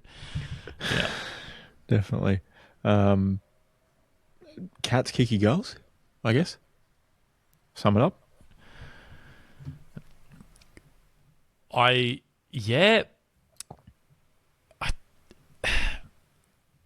thought it was actually wild that 3 highest disposal units on the pitch were all Geelong by a pretty big margin. Yeah. Like no one for Crom had over 26. Yeah. Even got close to it. They had 5 of the top 6, the Cats. But old Lockie McAndrew had a big day out, 51 hitouts. I mean, in typical fashion, I do like the underdog ruck type. Yeah. Or not even ruck type, I guess, but just that, like, you know, very underdog growth story. Mr. 14 games himself is absolutely crushing it. Yep. Credit to him. Happy to move on? Yes, please. All right. Friday night. At the G, Hawthorn 9-17-71. Western Bulldogs 12-5-77. Yeah, but I ain't spent any more time on it. No, I've got a... Jai was huge, and that's all I have to say about that. Fair enough. I've gone back to the well. Doggies do it their way, coming from behind while the Hawks shot 111 in the second half. Yeah, it was a rough second. I think the only reason this felt like a tough defeat was because we tossed it away. If it had been even the entire game and we lost to the Bulldogs by a goal, I would have been like, damn, they are a good team. Really mad about that. Yep. But no, we kicked 5 straight, had a 5-goal lead into halftime, I think, if I did the math correct. 5-ish. And just went, nah, mate. Can't really be asked anymore. You guys can have it. Yeah, we'll just kick one, partway through the third, and then we'll just kick 5 behinds from here out. And I will remind all the racists listening that it was Marbior Chol that kicked the second half goal. Hey, exactly. There you go. So when you feel like you want to be racist to someone on the internet, just don't, for starters. But also, if it helps, you can just modify statistics to make you feel better about that player in that time. Yeah, so there you point. go. Definitely a Hawks defeat clutched from the jaws of victory. And I think... Can't remember if I'm actually remembering a clip of Hawthorn or if it was some other sports thing I watched in the last, I don't know, 'cause it's been a hot minute since this game, obviously. But yeah, that was the general sentiment that I think Sam Mitchell may have said post game. That we lost. They definitely lost. Yeah. Yeah. Definitely lost. I actually, one other thing on this, I will not believe that James Sicily having a tuss for the entire game is the reason we lost either. A which seems to be a big narrative. common thread.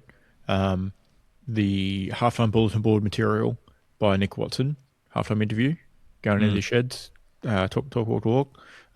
That's not getting back to the opposition players before they go back on the ground. Like, it's not like they're getting on social media or anything like that. No, it's literally just a bad look for him. Yeah, Like almost like posthumously, you know, like it's like you said a thing that clearly that it absolutely had no impact on how the Dogs are playing, because I think Bevo walked into the rooms and said, "You fucking need to pick up your shit, mate." yeah.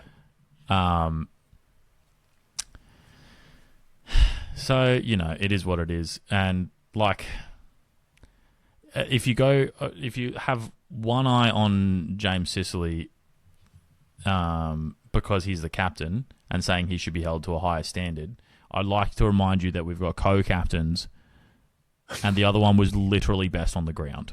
Yep. Which we won't know until Brownlow night. But even though Hawthorn lost, I think he still deserves 3 votes. He was incredible. Everyone else let him down. Had a good evening. Can he get 3 votes in a loss? Is that a thing? Oh, it's possible. He was immense. He had 9 clearances. Yeah, it's 36 disposals. He's following that. That's the Patrick Cripps model. Log big number, get 3 votes. Yeah, it is possible. I agree. Easy to say Sicily was, you know, him getting tangled up in a tussle was the issue.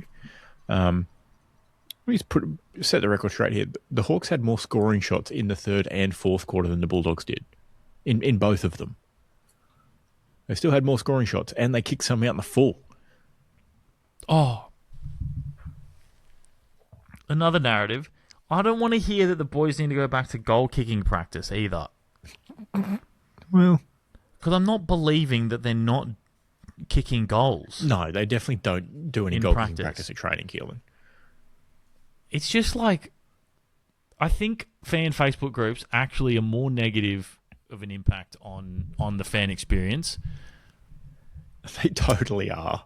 Because it's people, the people posting in them, like actually starting a conversation in a fan Facebook group, are generally, Jacob might be the one exception in the groups I'm in, because he doesn't just react to games and go, this is a problem. He has speculative conversation starters, which is, I think, what these groups are for. You know, wouldn't it be cool if we did triple ruck this week? Kind of shit, you know. But the problem with the Facebook group is, after every single break of the game, it'll be someone ragging on the team for not being able to kick straight. Someone ragging on. If you watch the first quarter of this game, there was fumbles everywhere. Yep. Quarter time, my Facebook feed was just. Unless it's half an hour after you've won the flag, Facebook fan groups are always going to be complaints. Once you've gone past that half an hour, it's going to be, you know, how are we going to do this next year with so-and-so player leaving? So valid. So incredibly valid. And my problem is when the armchair expert gets moving in the Facebook group on a negative basis, because they go, we can't do this, we can't do that. And you're like, are you suggesting that they need to change everything? Yeah. Instead of just having crazy thing, I'm pretty good at doing this. I just have blind faith in Sam Mitchell. Give it a crack. Do you have blind faith in Dimmer? Yes. Yeah. I don't think, you know, spoiler alert, Suns aren't going great at the moment. I don't think that's Damien Hardwick's fault. I think the players aren't executing. Spoilers. Yeah, spoilers. I don't think it was necessarily Michael Voss's fault at the start of the year. Patrick Cripps looked like he'd been carrying the world around on his shoulders, could barely run. Now he's the best player in the competition, and that's because Michael Voss isn't in the office anymore. Doubt it. So yeah, as a fan, sorry, it's literally what I said earlier, which is we're supporters. Yes, you should be supporting. Yes. Yeah. Correct. Yeah, and then you fuckwits decided to make fun of Hawthorn and myself in the chat after the game, and I wasn't about that. And I will make fun of your teams every single time they lose from now to the end of the season, and you just have to fucking deal with it. It's fine. What did I say? I can't remember. I think Dan started it. Well, Dan probably did start it, actually. Yeah. I can't remember what. Well, you said the classic, kick your goals, which is tradition. I was doing it as like in the moment feedback because it was not going well for the Hawks. that is tradition too. Yeah. Yeah. No, I think Dan's is in a voice message form, so I can't play it right now. Or can I? Would it be... We're going to have to give him a disclaimer that it's going on radio. In that case, I've not played it.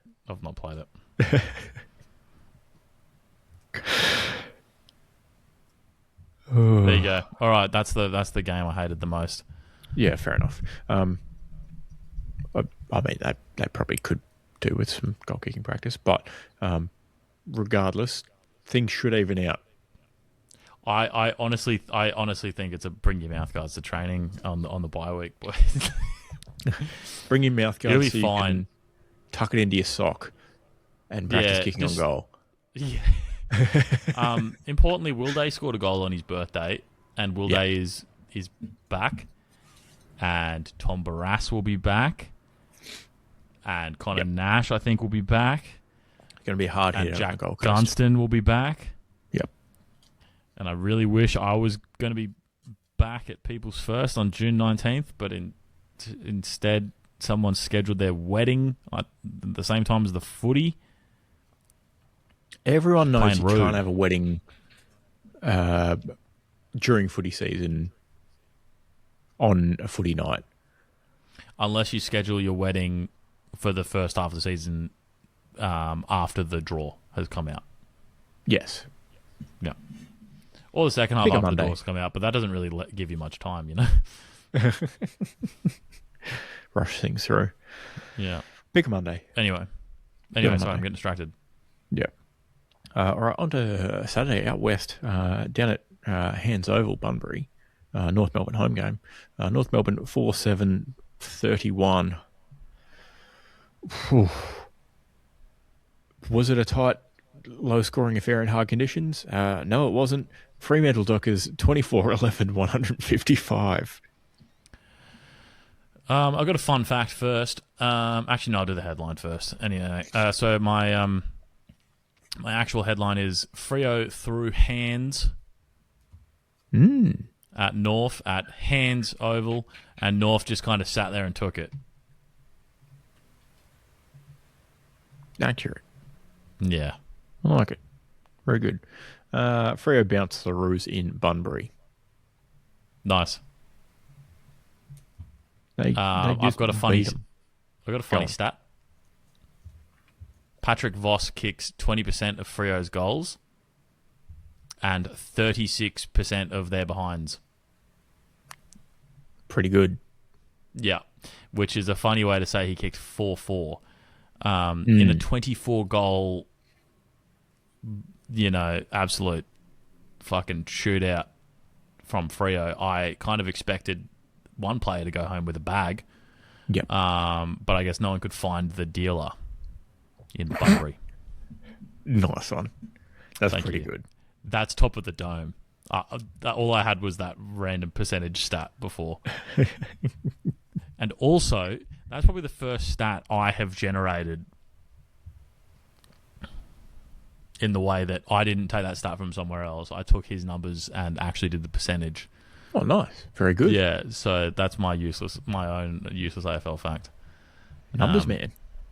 Yeah, big numbers guy. My fun fact for this game, though, is I tuned in when it was close. Right. So, if you look at the score worm, I think George Wardlaw had just scored. Actually, no, I lied. It was Sam Switkowski's goals at about 9 minutes into the second quarter. Yep. And so at that point, Freo are only up by a couple. And I'm like, oh, that's pretty good for, a really good team against North. And so I messaged Lewis. I'm like, you boys are all right here.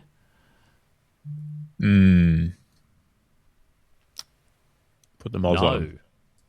It was literally my fault. I tuned into the game and then Freo piled it on.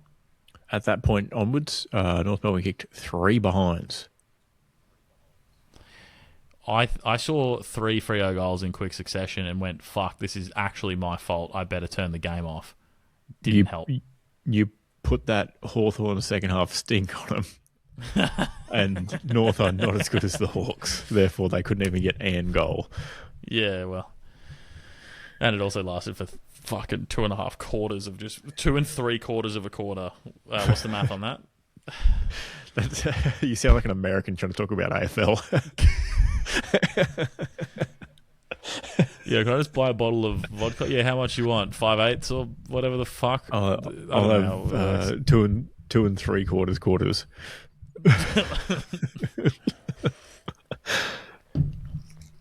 Hey, Keelan, how full is your glass of creaming soda there? I'd say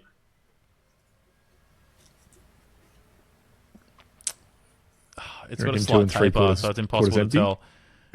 Yeah, it's actually the inverse of that, but in full. Would you say 2 3/4 quarters? So it's 1 and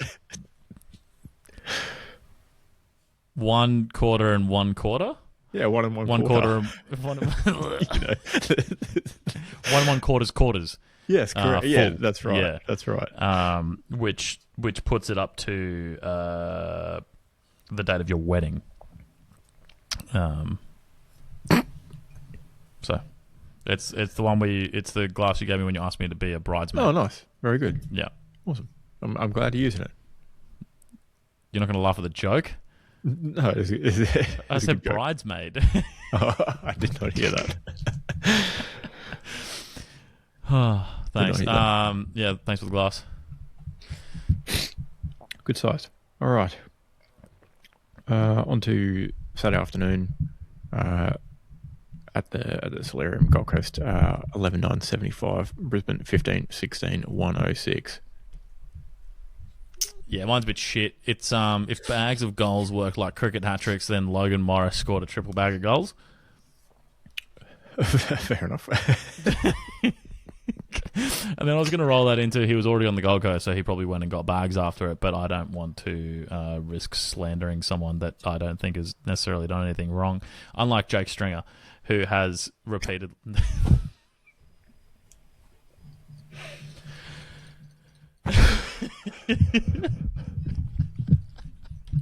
Now, we all know about the Lions' culture problem. Logan Morris not embroiled in that as far as we know. No, but he's only young. Yeah. Give it time. Yeah. I had, much like the city, Logan's quick development was felt on the Gold Coast on Saturday afternoon with plenty of traffic coming his way for a career best 7 goals. That's incredible. Thanks. That's really good considering it's a game I thought you'd put not much effort into for obvious reasons. Yeah, thought about it. Because the Suns didn't. Yeah. Not a whole lot of good to focus on, not from the Sun side of things, so managed to pull something out. Yeah, nice. In the way that it's unfortunate. But a bad footy. Overuse of handball, as is the way of footy at the moment. Handball chain through the middle, bloody blah. Not everyone's Sydney. Yeah, not everyone's Sydney. Dan in the chat says, it looks good when it pays off. I was like, yeah, but it's paid off fucking 4 times the whole game. There was like 17 bloody handballs within 15 metres of each other to another bloke who's got a bloke right behind him. At that point, just kick it or just don't handball it to the guy just because he's called for it. Some of our players not skilled enough to make those handballs. Don't name names. Not going to name any names. But you did in the chat. But it felt like Leo Lombard was 0% from handball. He's an athlete though. He's rapid. If you consider that Mac Andrew was complete dog shit, but was picked on being an athlete, then there's faith for Leo Lombard, right? Mac Andrew was a complete dog shit at one point. He wasn't complete dog shit, but he was. No. Correct. But like the amount of there was a fucking like 3-on-1 in the forward 50. And we couldn't even just pick up the ball at ankle height for Christ's sake. Yeah. Plenty of, great looking handball chains, and then you missed the last one. Or you just telegraph a handball. Or you just give it to the guy who's got a bloke on his hammer. Just why don't. You couldn't pick the ball up at your ankles inside 50? Why? Because you got rid of Chull. True. Yeah. He was very good down low. He celebrated his down low goal on the weekend aggressively. That was when he got tackled by the entire team. Yeah. That was very funny. Yeah, he did. But on the Gold Coast Brisbane game, did you know that the NRL also did Q Clash? Yeah, it was same Queensland Day. Yeah, which is actually didn't get a public holiday for it though. No, which is kind of hilarious. But yeah, Queensland Day, something about being declared a separate state from New South Wales or whatever. They had both sets of Queensland NRL teams play off against each other as well, because there's 4 of them, 2 Brizzy, Gold Coast and Townsville. Oh yeah, I forgot about the others. And then they had the Firebirds play in the netball. And the Queensland Reds were playing Super Rugby over in New Zealand as well on the same afternoon. Wild. Yeah, so it was all happening in Queensland. Bit going on. Importantly, you can hold on that the Broncos lost at least. Yes. And if there's anything Lions fans like more than the Brisbane Lions, it's the Brisbane Broncos. Possibly true. Yeah, they were talking about that on the radio. In that if you're both a AFL and NRL fan, you wouldn't have got to enjoy both games. You would have had to pick one. Yeah. I would argue there's probably not a huge deal of overlap in NRL fans that are AFL fans as well. Probably more the other way. AFL fans that support the Broncos versus Broncos fans that support the Lions. Yeah, valid. Yeah. No good. Big boy month not going well. Given that you have 3 weeks of just really tough games now, or is it 4 weeks still? I think we're on 3 weeks. Cats this week, Hawks at home, Dockers in Perth, Pies at home, so maybe 4 weeks. Adelaide in Adelaide, the hardest running footy to the end of the season. Dogs at home, Carlton, who could be playing for playoff, Melbourne at home, luckily not at the G. Giants, well, you Lions could beat Geelong. You could definitely beat Geelong. It's going to be hard, but there's a possibility, right? And famously, teams off the bye underperform. So, unfortunately, you may beat Hawthorn. Where, I feel like knee-jerk, it's not as bad as it is, right? It's the footy, you're never as good, you're never as bad as you think you are. Still 7th on the ladder, 7 and 5. Top 5 percentage in the comp wise. If the Suns beat either Geelong this week or Hawthorn the next week, it turns around, I think, immediately. confidence-wise all the way through. Because you Simple can as probably that. write off the Freo one, given what Freo are doing. Exactly. I mean, anyone Or, going to Freo right now should probably write that off. yeah, correct. But get one of the next two, could be, or even, you lose the next two, maybe Freo's a bit of a banana peel game for Freo. Get lucky. Who knows? In their head about the finals loss last year? No David Swallow for you. No, that's true. That's true. But yeah, knee jerk, halfway through the season, plenty of season to go. We've got the hardest run home, not played that great against the top teams, played pretty good against the bad teams, which is fine. You got to do that. String together a couple wins, still be in the conversation with wildcard. Keep going. Is what it is.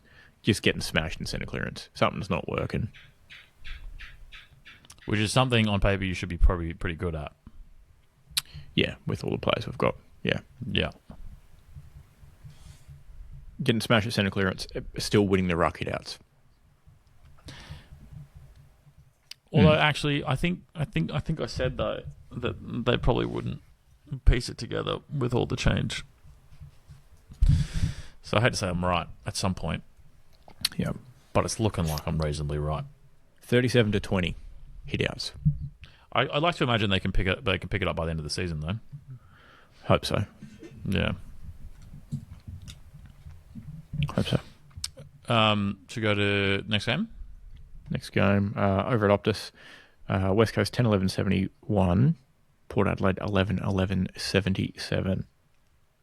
It wasn't all bad news for the Eagles in their loss to Port. Some of it was horrible news for the WA side, with rockstar Ruben Ginby sustaining a quad injury in their 6-point loss. Yeah, big out for them. He's been playing really well. Really, really well. I had the second most cared about game to finish 71-77 this weekend.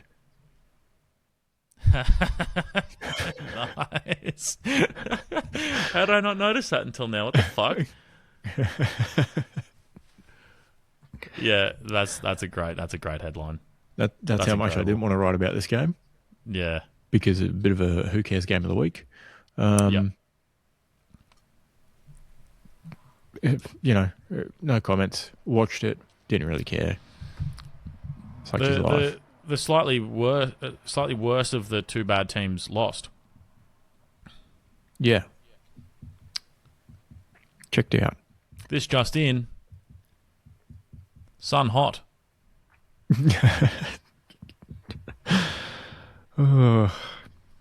And now there are these two teams all tied up 15-16 on 4 wins for the season.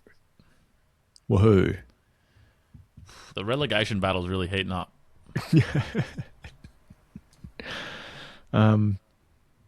Any other special comments?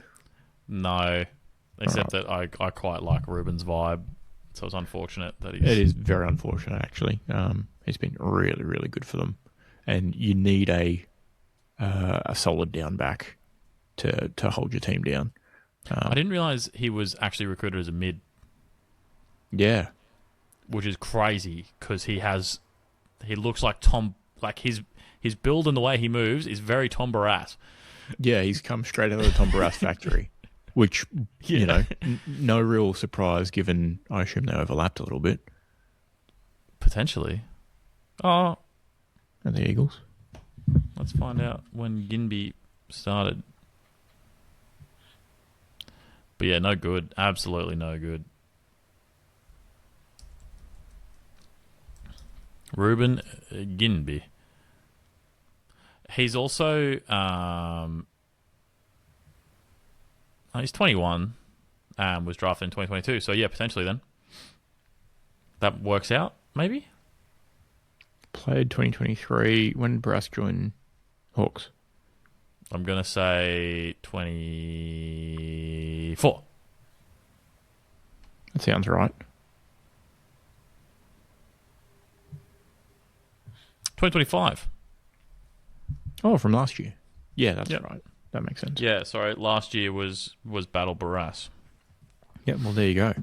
2 years in the brass factory, and they got themselves a little replacement, which I think is has been working very well for the Eagles.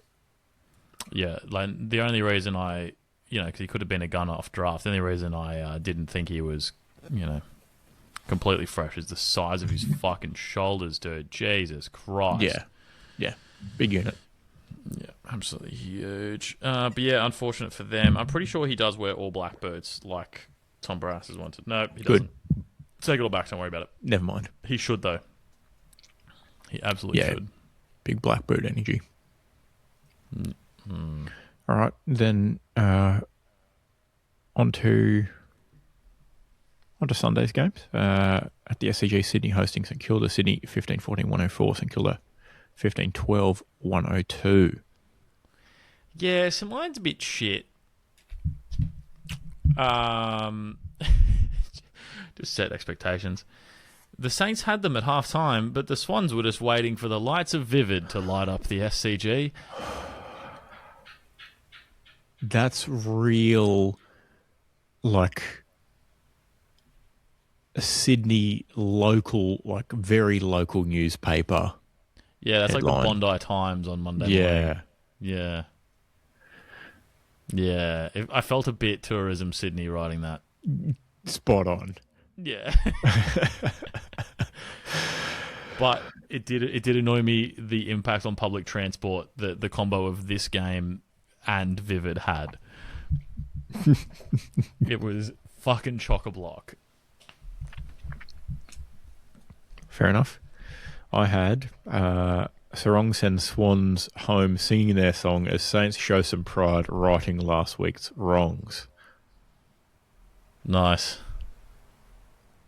Obviously got Hold on, was last week when they played Hawthorn? Yeah, and they kicked 0 goals in the first half to this week's 11. Yeah, I think they were just banking them for this week. Yeah. Yeah. Yeah, they were definitely just saving them. I tried also, to they mix... had Naz back. Yeah, helps. Yeah. I did mix in a little bit of the Pride stuff. This would have been Pride game if it wasn't for Lance Collard's slur incident, which saw Sydney strip St Kilda of their rights to play in the Pride game with them. So, hence had to mix Pride in there as well. Nice. I didn't even catch that. So yep. Thank you. Makes it very funny when I explain it. Yeah.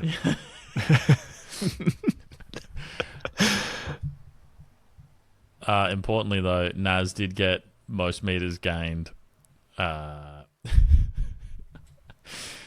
most disposals, and he kicked a goal. But it wasn't enough because Jai Sarong is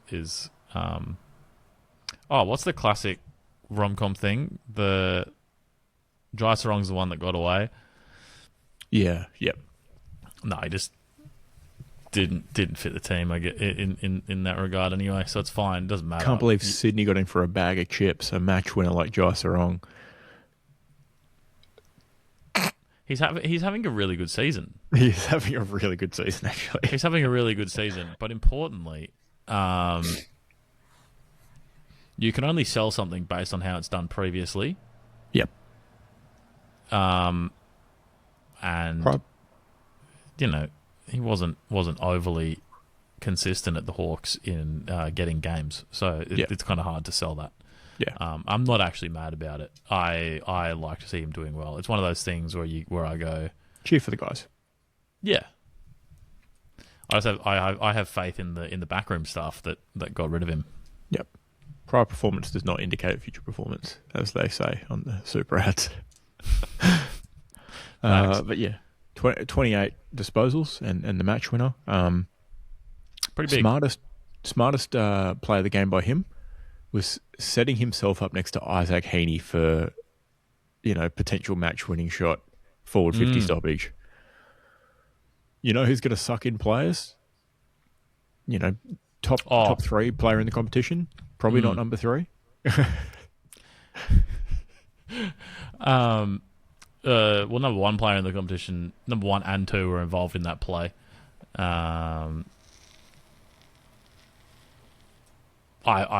Grundy's really good. Gotcha. Right. Okay, makes sense. Yeah. Grundy Heaney combo. No, Yep. I saw vision actually of Heaney as soon as that stoppage was called. Heaney signaled to Grundy a set play. Yep.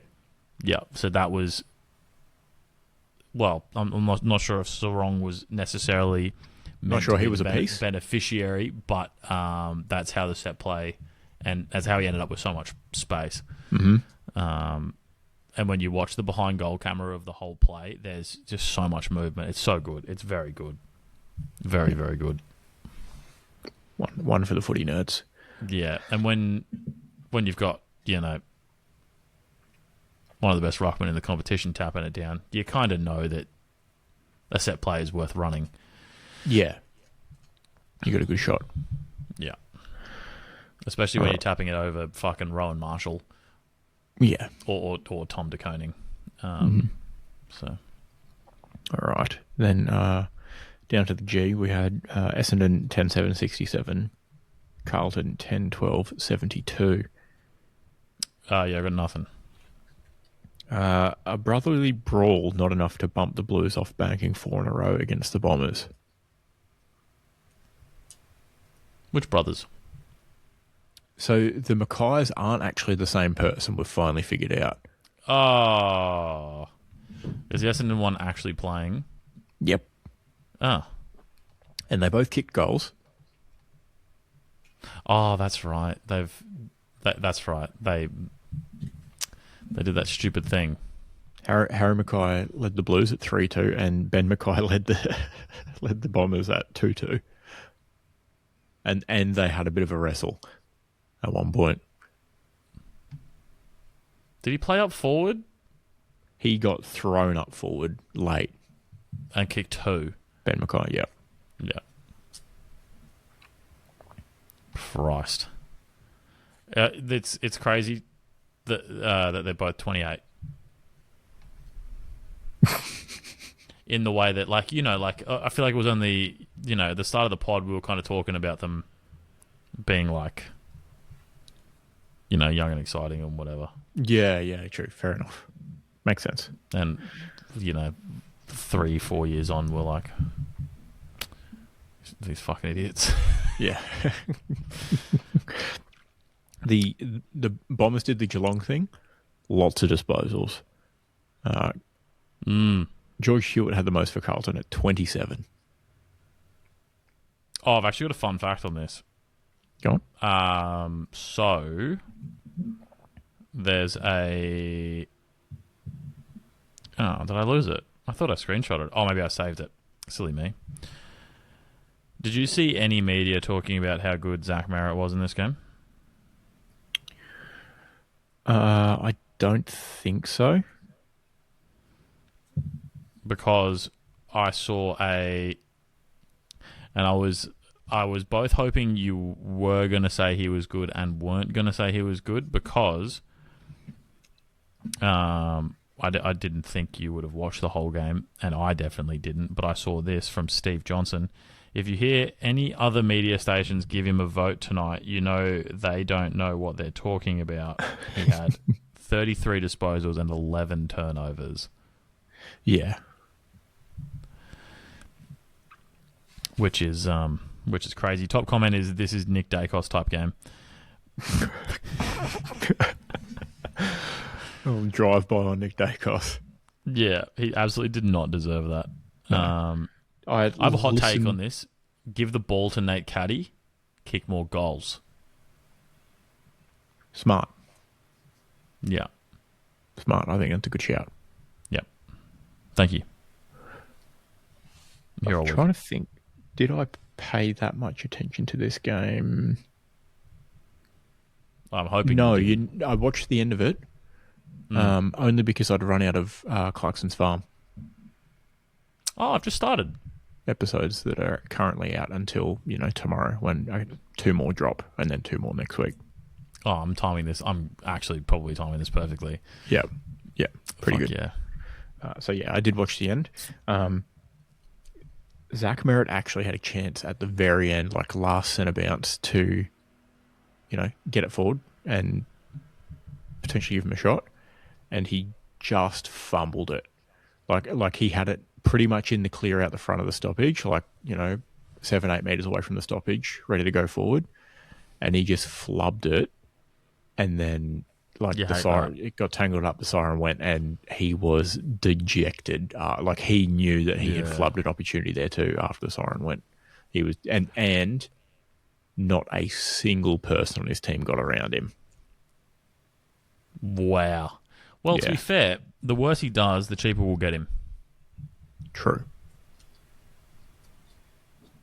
He'll work better when he's not the one dude. True. Maybe Collingwood are interested. They're allegedly interested in Lachie Neale.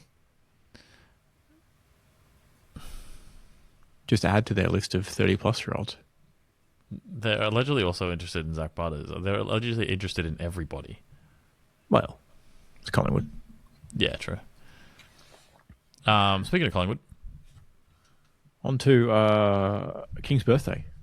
Big freeze. At the MCG, of course. Collingwood 11-9-75. Melbourne 12-11-83. I've just thought of one off the top of the dome. 3 votes, Neil Danaher. Hey. Nice one. Yep.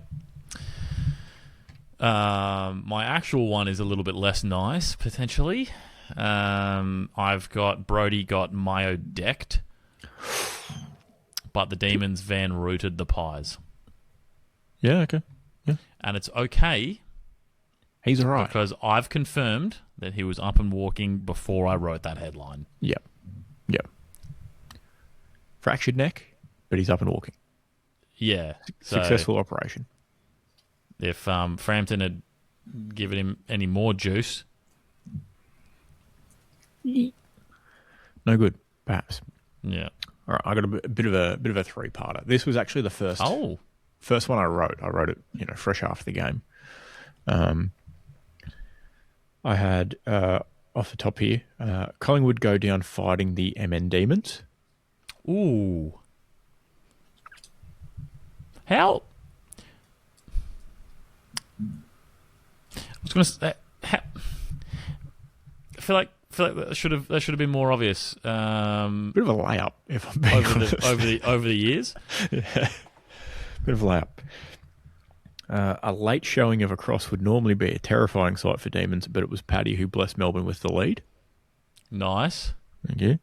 And while Jordan and Jacob were freezing up in the final moments, it was Cozzy who had D's fans feeling cozy, shoring up the King's birthday clash win. Yeah. Love that. Little headline byline, first paragraph. Yeah, true. Sort of article. Great game of footy. Both debutants kicked a goal. Love that for them. Who was the Demons one? Where is he? I thought it was Paddy, but he's played 7 games. Luca Kentfield. I just scrolled straight past stronger, him. harder. Yeah. So the most Collingwood thing of all time also is debuting a 28-year-old. Into their aging team. Yeah. Which is just hilarious. Sorry, 27-year-old. Yeah. Got on the scoreboard, though. Credit to him. Yeah, he did get on the scoreboard. There's still hope for us. I reckon we could make it. I'm not 30 yet. I am. I could outrun anyone, I think. So I've got that going for me. Not pace-wise, but duration-wise and repeat efforts.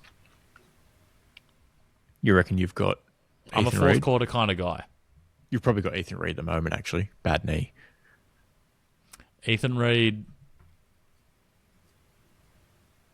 he does have a fast 2K. Yeah. But I think I got him not right now. He might come back slower. True. There's any time for me to beat Ethan Reid, it's really time to get a Storm on the Beach 2K time trial going. collab with the Suns. As soon as he's back from injury and ready in full training, I've got him. Yeah. Cooked. But I've got him over a half marathon, I reckon. Yeah, right. Okay. Fair enough. Yep, and I'll cover that much ground in an AFL game. I won't be doing much of the... I'll be getting done with 666 a lot because I'll be on the wrong end of the field quite a bit. I think as long as you just time your run and you just end up on a wing... Yeah. Like you just play the wing and just do laps up and down each side. As long as it's with the ball, I feel like it's fine. Yeah, exactly. Yeah. Or you're just working hard on the switch on the opposite side at all Someone's times. got to do it. Yeah. Or working hard back in defence. And wing's probably the best place for me because I don't particularly want to get tackled. Yeah, perfect. Yeah. I'm fragile. Perfect. Now we obviously had some great sliders. Dan Gorringe went as Josh Fraser. Carlton coach, Collingwood player, went the 50-50. Good kit. Big news coming out was massive $40 million donation, which was only going to be a measly $10 million donation. And then the couple, I did have their names here somewhere, saw the spectacle for themselves in person and were like, you know what, let's just up it to 40 mil. Quentin and Kylie Bird, they made a $57 million donation to AFL programs up in the NT last February as well. So, of good money, but, obviously going to a very, very good cause. Plenty of blue beanies out as well. You've obviously mentioned the biggest talking point from the game, which is Brody Mychik's neck. Yeah. Not great. Billy Frampton given 3 weeks for it. Dan Gorringe reckons the game is gone because he got 3 weeks in the way that he should get less. And I'd argue the tackle looked pretty fucking ridiculous. It did. Mitigating factors, Mychik sort of put himself there at the same point, victim blaming. But, yeah, I don't know. I feel like it's not the technique you're taught. I mean, Mychik probably wasn't taught to. He shouldn't be ducking. But I think 3 weeks, given the extent of, and I don't think you're meant to police outcome, but at the end of the day, the outcome of the tackle is that his head hit the ground as opposed to, the rest of him. Like, even if he hadn't got a fractured neck, he still essentially speared him into the ground, which is not what you want. Yeah, and like you mentioned, policing outcome, action versus outcome. Things that are leaning more outcome way. I don't think Footballing Act argument stands up in this scenario. It is hard. Although I think it's Frampton an incredibly weird position for Mychik. Yeah. Yeah, there was but he wouldn't be the first. Yeah, he wasn't.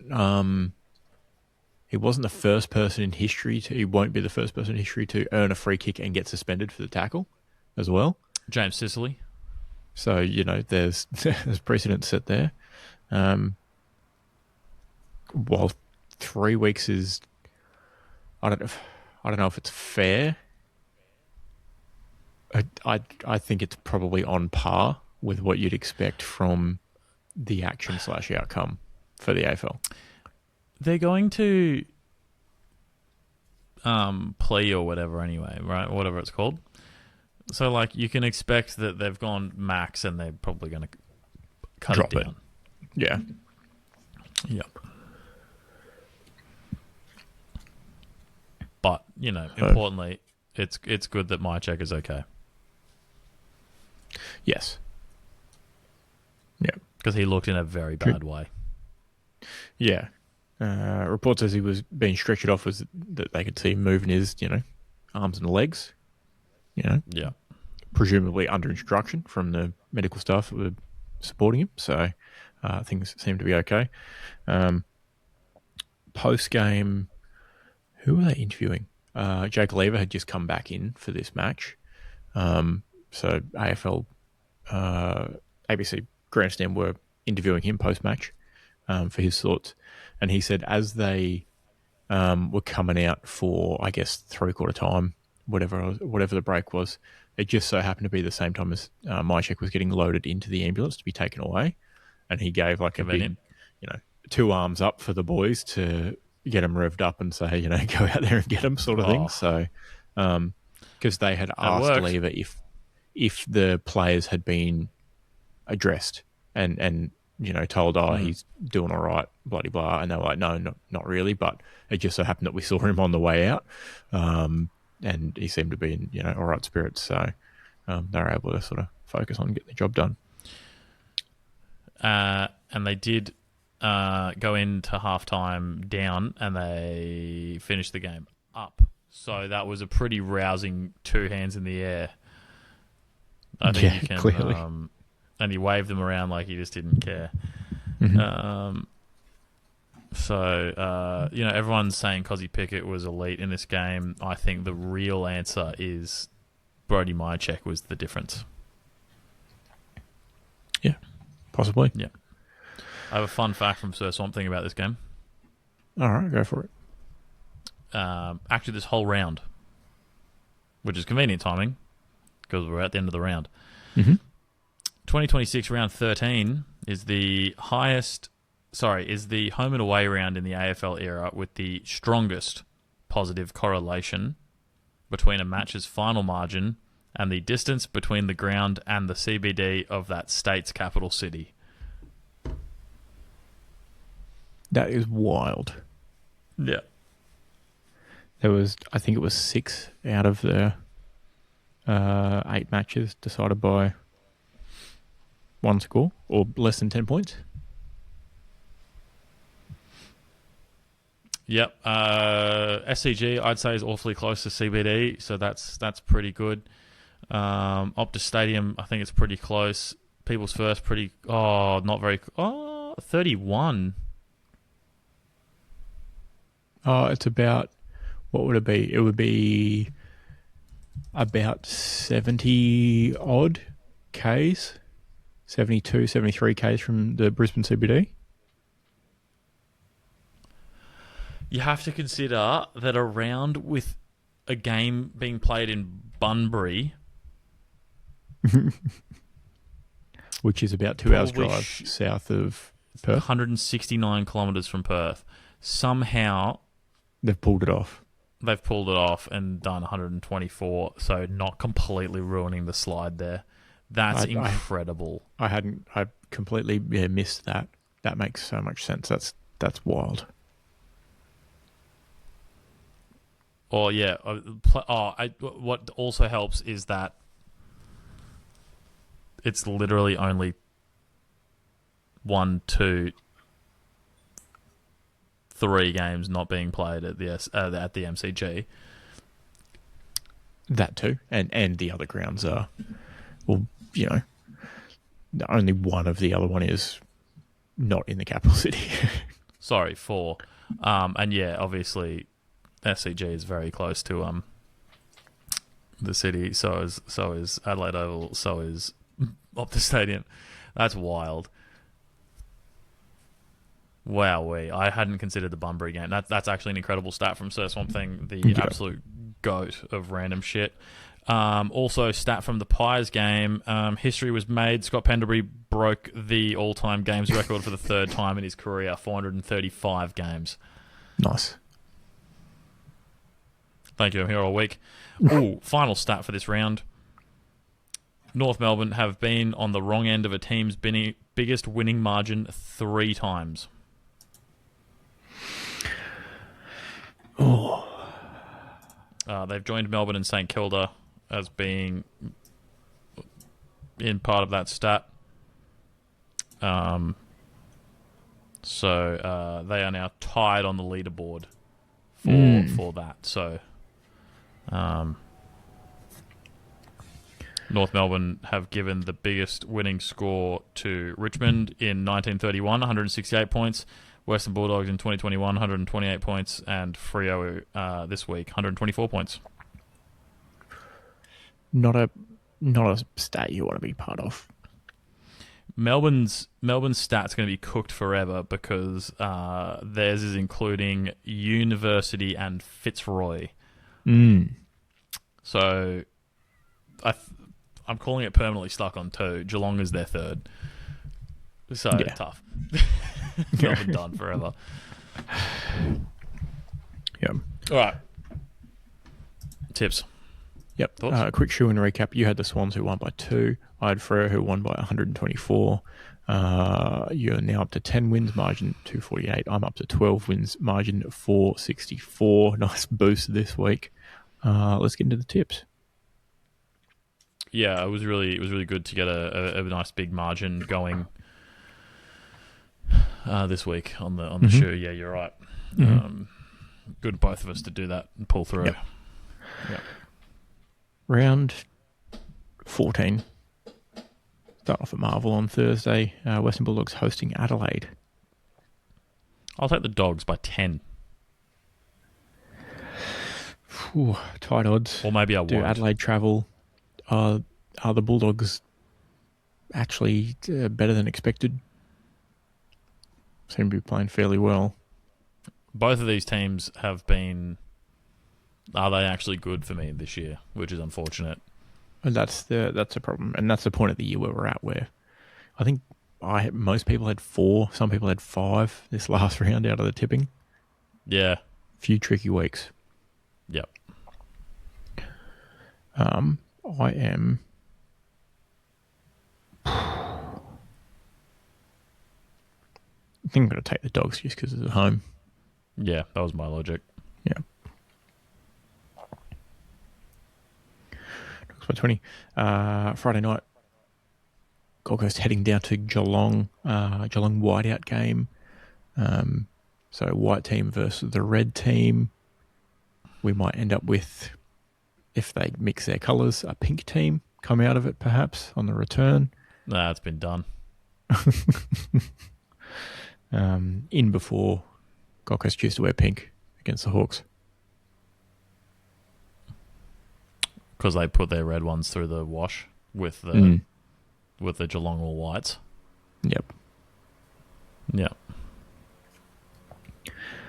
I've got Geelong.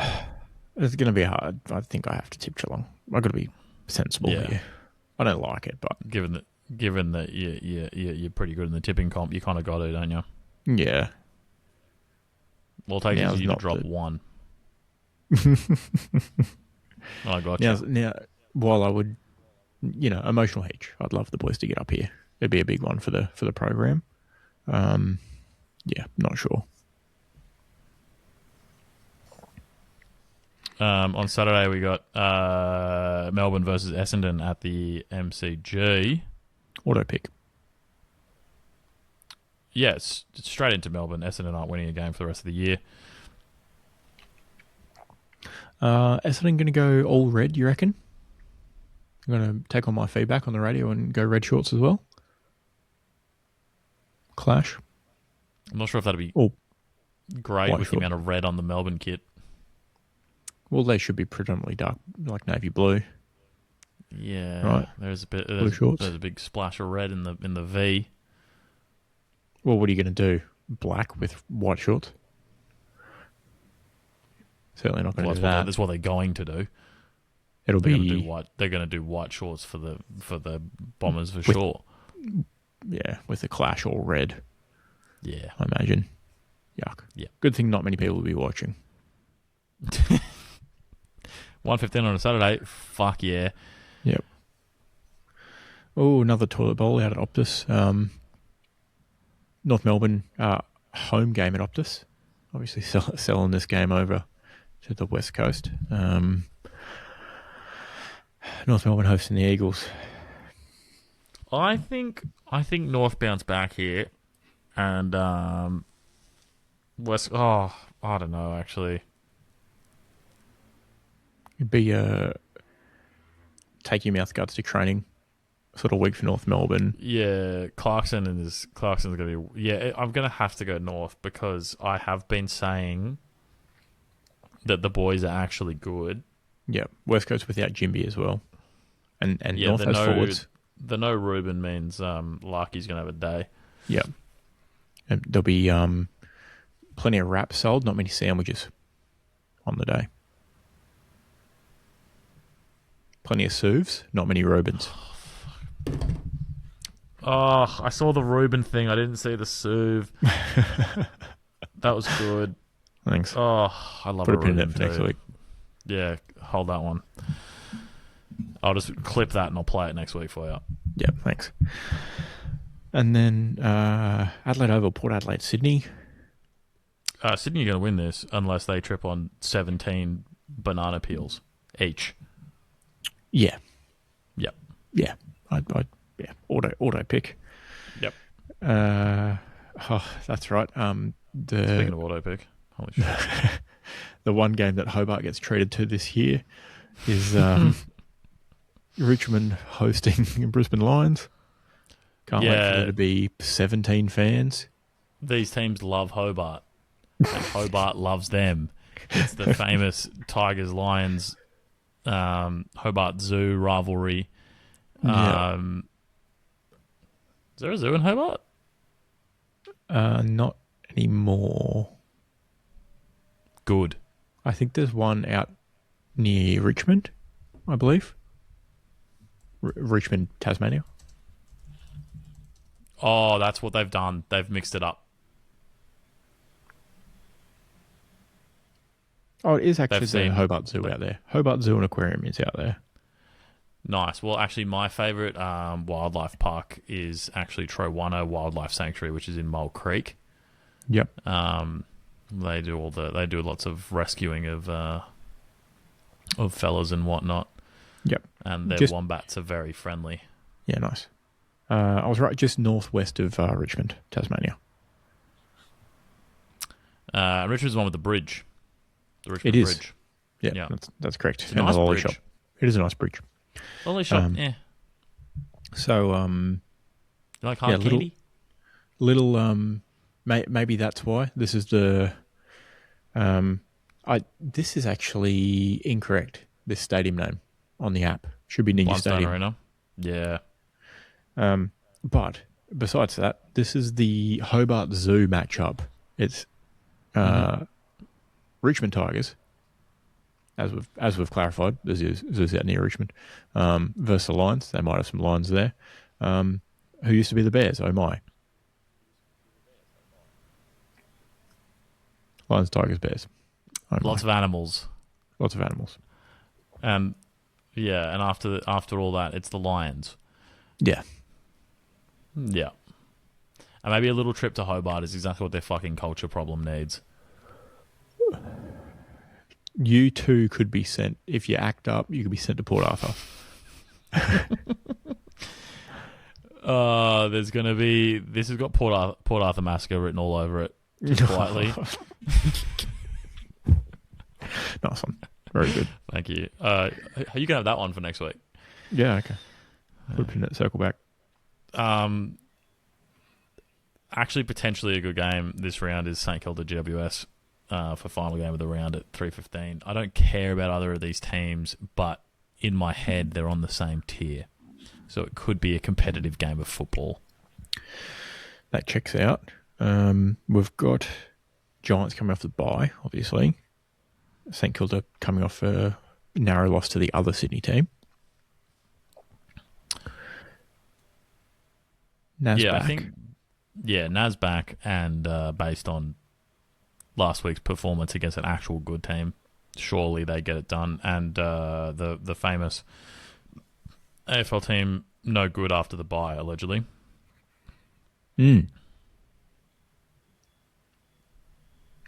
Oh, this is a tough one. You don't want Saints. I don't really know if I want Saints. I mean, form line, etc. Looking Giants. I can't pick Jake Stringer. What if you just pick the rest of the team and don't root for him. Yeah, but he'll kick 5 goals. He just does that. It's really fucking annoying. Giants have been up and about before the bye. The bye was ill-timed for them. They were rolling. I'm going to go to the Giants. Rolling.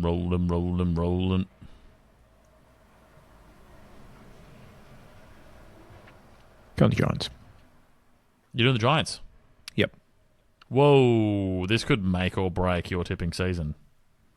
Maybe. Which is a really dramatic way to say there's quite a few rounds left. And there's only 1 point between them, and that's finally a game we've tipped different for a hot minute. St Kilda curse may live on. Who knows? Please no. Shoe-in of the week. You're up first. Can't take... Oh, shit. Can't take the Lions, so...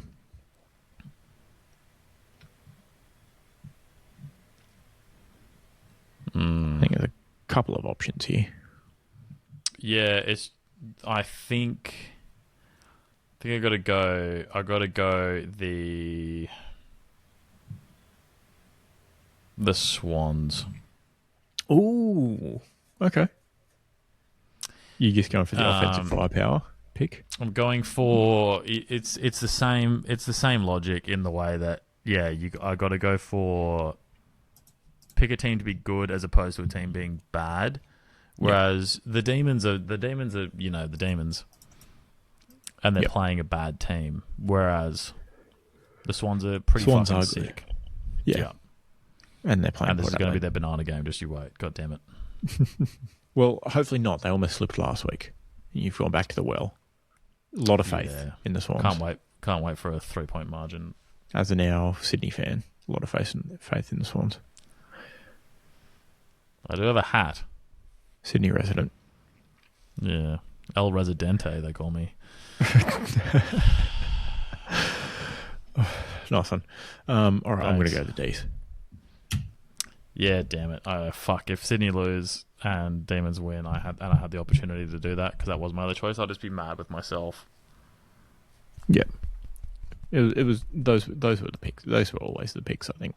Both. Yeah. Well, that's footy. Yep. How good. Anything else? Liverpool new manager. Did we cover that last week? No. That's fun. So we got Andoni Iraola. Okay. I don't think I've heard you say that name before, so I'm pretty sure we didn't cover it last week. Sweet. I don't think I've said it out loud before. Perfect. As soon as I said it, I was like, sweet. Okay, cool. All right. Where's he from? So, Bournemouth. Okay. He's been the Bournemouth manager for the last 2 years or 3 years or something. Knows the league? Knows the league. Took Bournemouth to 6 with a pretty good effort. Mm-hmm. Plays fun, exciting football with some controlled chaos, which I think also fits what Liverpool wants. He's passionate. He's from Spain, if you couldn't tell with the name. Mm-hmm. And I'm just positive. I've got lots of positivity. I listened to like 3 episodes of the Anfield Wrap since he's been hired, and I'm pretty reasonably excited. Yeah, great. So all things going poorly, he'll last 8 weeks? His contract's 2 years. Okay. And we're not one to necessarily fire the manager that quickly. As Generally, Liverpool is a fairly decent football club. Yes. So they don't have to make those sort of rash decisions. To be fair, when we hired Klopp, we were pretty bad. Yes. And then we weren't necessarily very good for a little bit. Trust the process. Yeah. We're a get behind the manager kind of club, which I can absolutely get behind. I think the important thing for the supporters, though, is the attitude. Because I think it's just the way he carries himself is a bit more Liverpool coded, which is nice. Just the visible passion. I'm sure Slot was passionate. He's a football manager, but it's visible passion in interviews and stuff. And so I mean, I'm pretty positive. And the style of football is more Liverpool coded too, in the way that it's fun. Yeah, nice. Yeah. Right. So Very good. Optimistic. Yep. And World Cup starts on Friday, I think. Yes, that sounds correct. Do we still want to do fantasy? I can get around some fantasy for sure. Lovely. I'll run that up tomorrow and the tipping for it as well. We'll do tipping and fantasy. It'll be full sweat. Sounds great. Nothing, no stakes, no nothing except bragging rights. Yep. Vegan options available. Nice. Very nice. Oh, last piece of football in it news.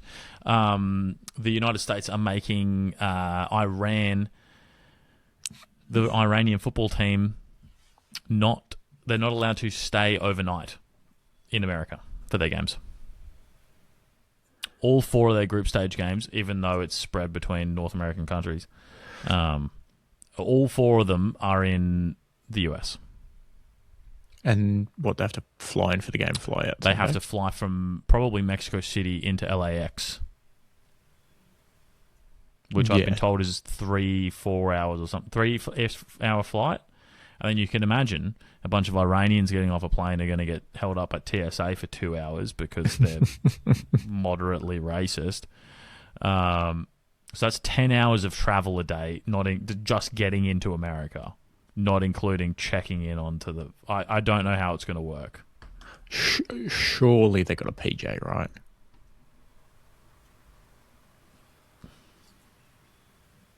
You'd hope so. Surely. That would cut down only on the leaving time at the airport, wouldn't it? Because obviously you'd still have to do... yeah, I would assume you still have to do immigration and whatnot. Immigration chickens and stuff, yeah. Yeah, kind of fucked. Yeah. Pain in the ass. So don't tip them for anything after the first game because they're going to be fucking knackered. Yeah, absolutely. Plenty of people memeing on the American stadiums. Sorry, the United States stadiums in particular, which is hilarious because their stadiums look terrible. Especially the ones that are open bowl design. Obviously, SoFi Stadium is nice. The new dome stadiums are nicer. MetLife just looks awful because it's just this block in the middle of nothing, surrounded by car park. But yeah, the big memery of their stadiums is quite funny. I did see someone post a video of them walking from MetLife back to New York City. The Scottish bloke? Yeah, just to prove to do it. Which is great. Which was literally a marathon worth of walking. Yeah, it was like I think 42 kilometers. Yeah, I think his Strava that he showed at the end of the day was like morning walk, like to there and then continuation. I think it was still like 20 Ks or something ridiculous. I don't remember the taxi to MetLife being that long, but I guess it was. Yeah. But yeah, it's damn Americans. But yeah, should be good. Yeehaw. I'm excited. Football wins. Yep. Indeed. All right, let's flip a coin. Yeah, bloody oath. It is. We're going to be watching football in the middle of the day then, aren't we? Hopefully, I've only just realised. Yeah. Fuck yeah. Should be like afternoon games would be... Oh, sorry. Afternoon games there would be middle of the night, early morning. 2 p.m., 5 a.m., midday. Is that our times? Yeah, that's absolutely crack-a-lackin'. Yeah, night games are, obviously later in the day. Oh, that's so good. We're so on. I might have to re-up the Stan Sport. I didn't think we were going to be able to watch them. Damn it. Fuck. My money. I'll float you some. Actually, I think they're on SBS. Oh, okay, great. Oh, then we can't watch the rest. No, I'll just re-up it. It's fine. Figure that out. Yeah. Cool. Rock and roll. All right, here's my flip. Flip commencing. Tails. We're back. That's a good streak. Is that not a 4 streak? Yep, it is indeed. I feel a bit like last week where I said I feel like it did an extra flip to get to heads for you. I feel like it did an extra flip to get to tails for me. I feel like it was parked on heads for a bit and then went. Whoosh. Flips in you. Are you listening? It could just be my machine as well that I'm using that's barely running. Open face laptop connected merely by cables that keep the screen going. Yeah, we're unfortunately, given the money-making status of this business, we're more of a buy things with personal income tax return kind of business as opposed to a racist comedian type of business. Well, that too.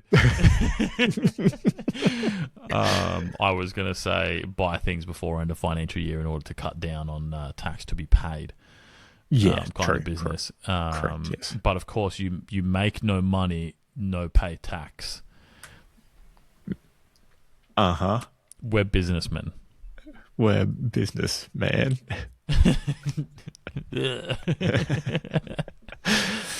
More importantly, we are 10 out of our last 12. That's pretty good. Don't ask about what happened earlier in the year before that. And also, more importantly, you guys probably haven't noticed at all, but we've changed our podcast host. Yeah. Mm-hmm. So hopefully no one noticed. I mean, no one complained that they couldn't access the episode, and I see that the last one has been streamed since we've migrated. So, but if you notice anything Thanks, weird, Mum. Let us know. Who am I kidding? My parents don't listen to this. Yeah, I feel like. Wait, hold on. Episode 161 has been streamed since we've migrated. What I just started scrolling down. It's the one that's titled "It's Always Lord of the Rings." Oh, good. Okay. Episode 150 episodes of Fun Times for All has also been streamed since migrating. Someone's going back in the catalogue. Yeah, we did have a weird peak in listeners the other week, and I was just incredibly confused. And I think, I guess someone is hitting the back catalogue kind of randomly. That's wild. Love that. Thanks Thank whoever you. that is. Whoever Appreciate that is. you. Let us know which one of your favourites. It's 10:30 p.m. Please excuse me. Let us know which one of those is your favourites on our Storm of the Beach Instagram at Absolutely. Storm the Beach. Don't skip ahead, but feel free to skip back. Oh, new tagline. We'll have you reminiscing of all the shit football games you've ever watched. Yep. Yeah. All right. See you next week. Cheerio.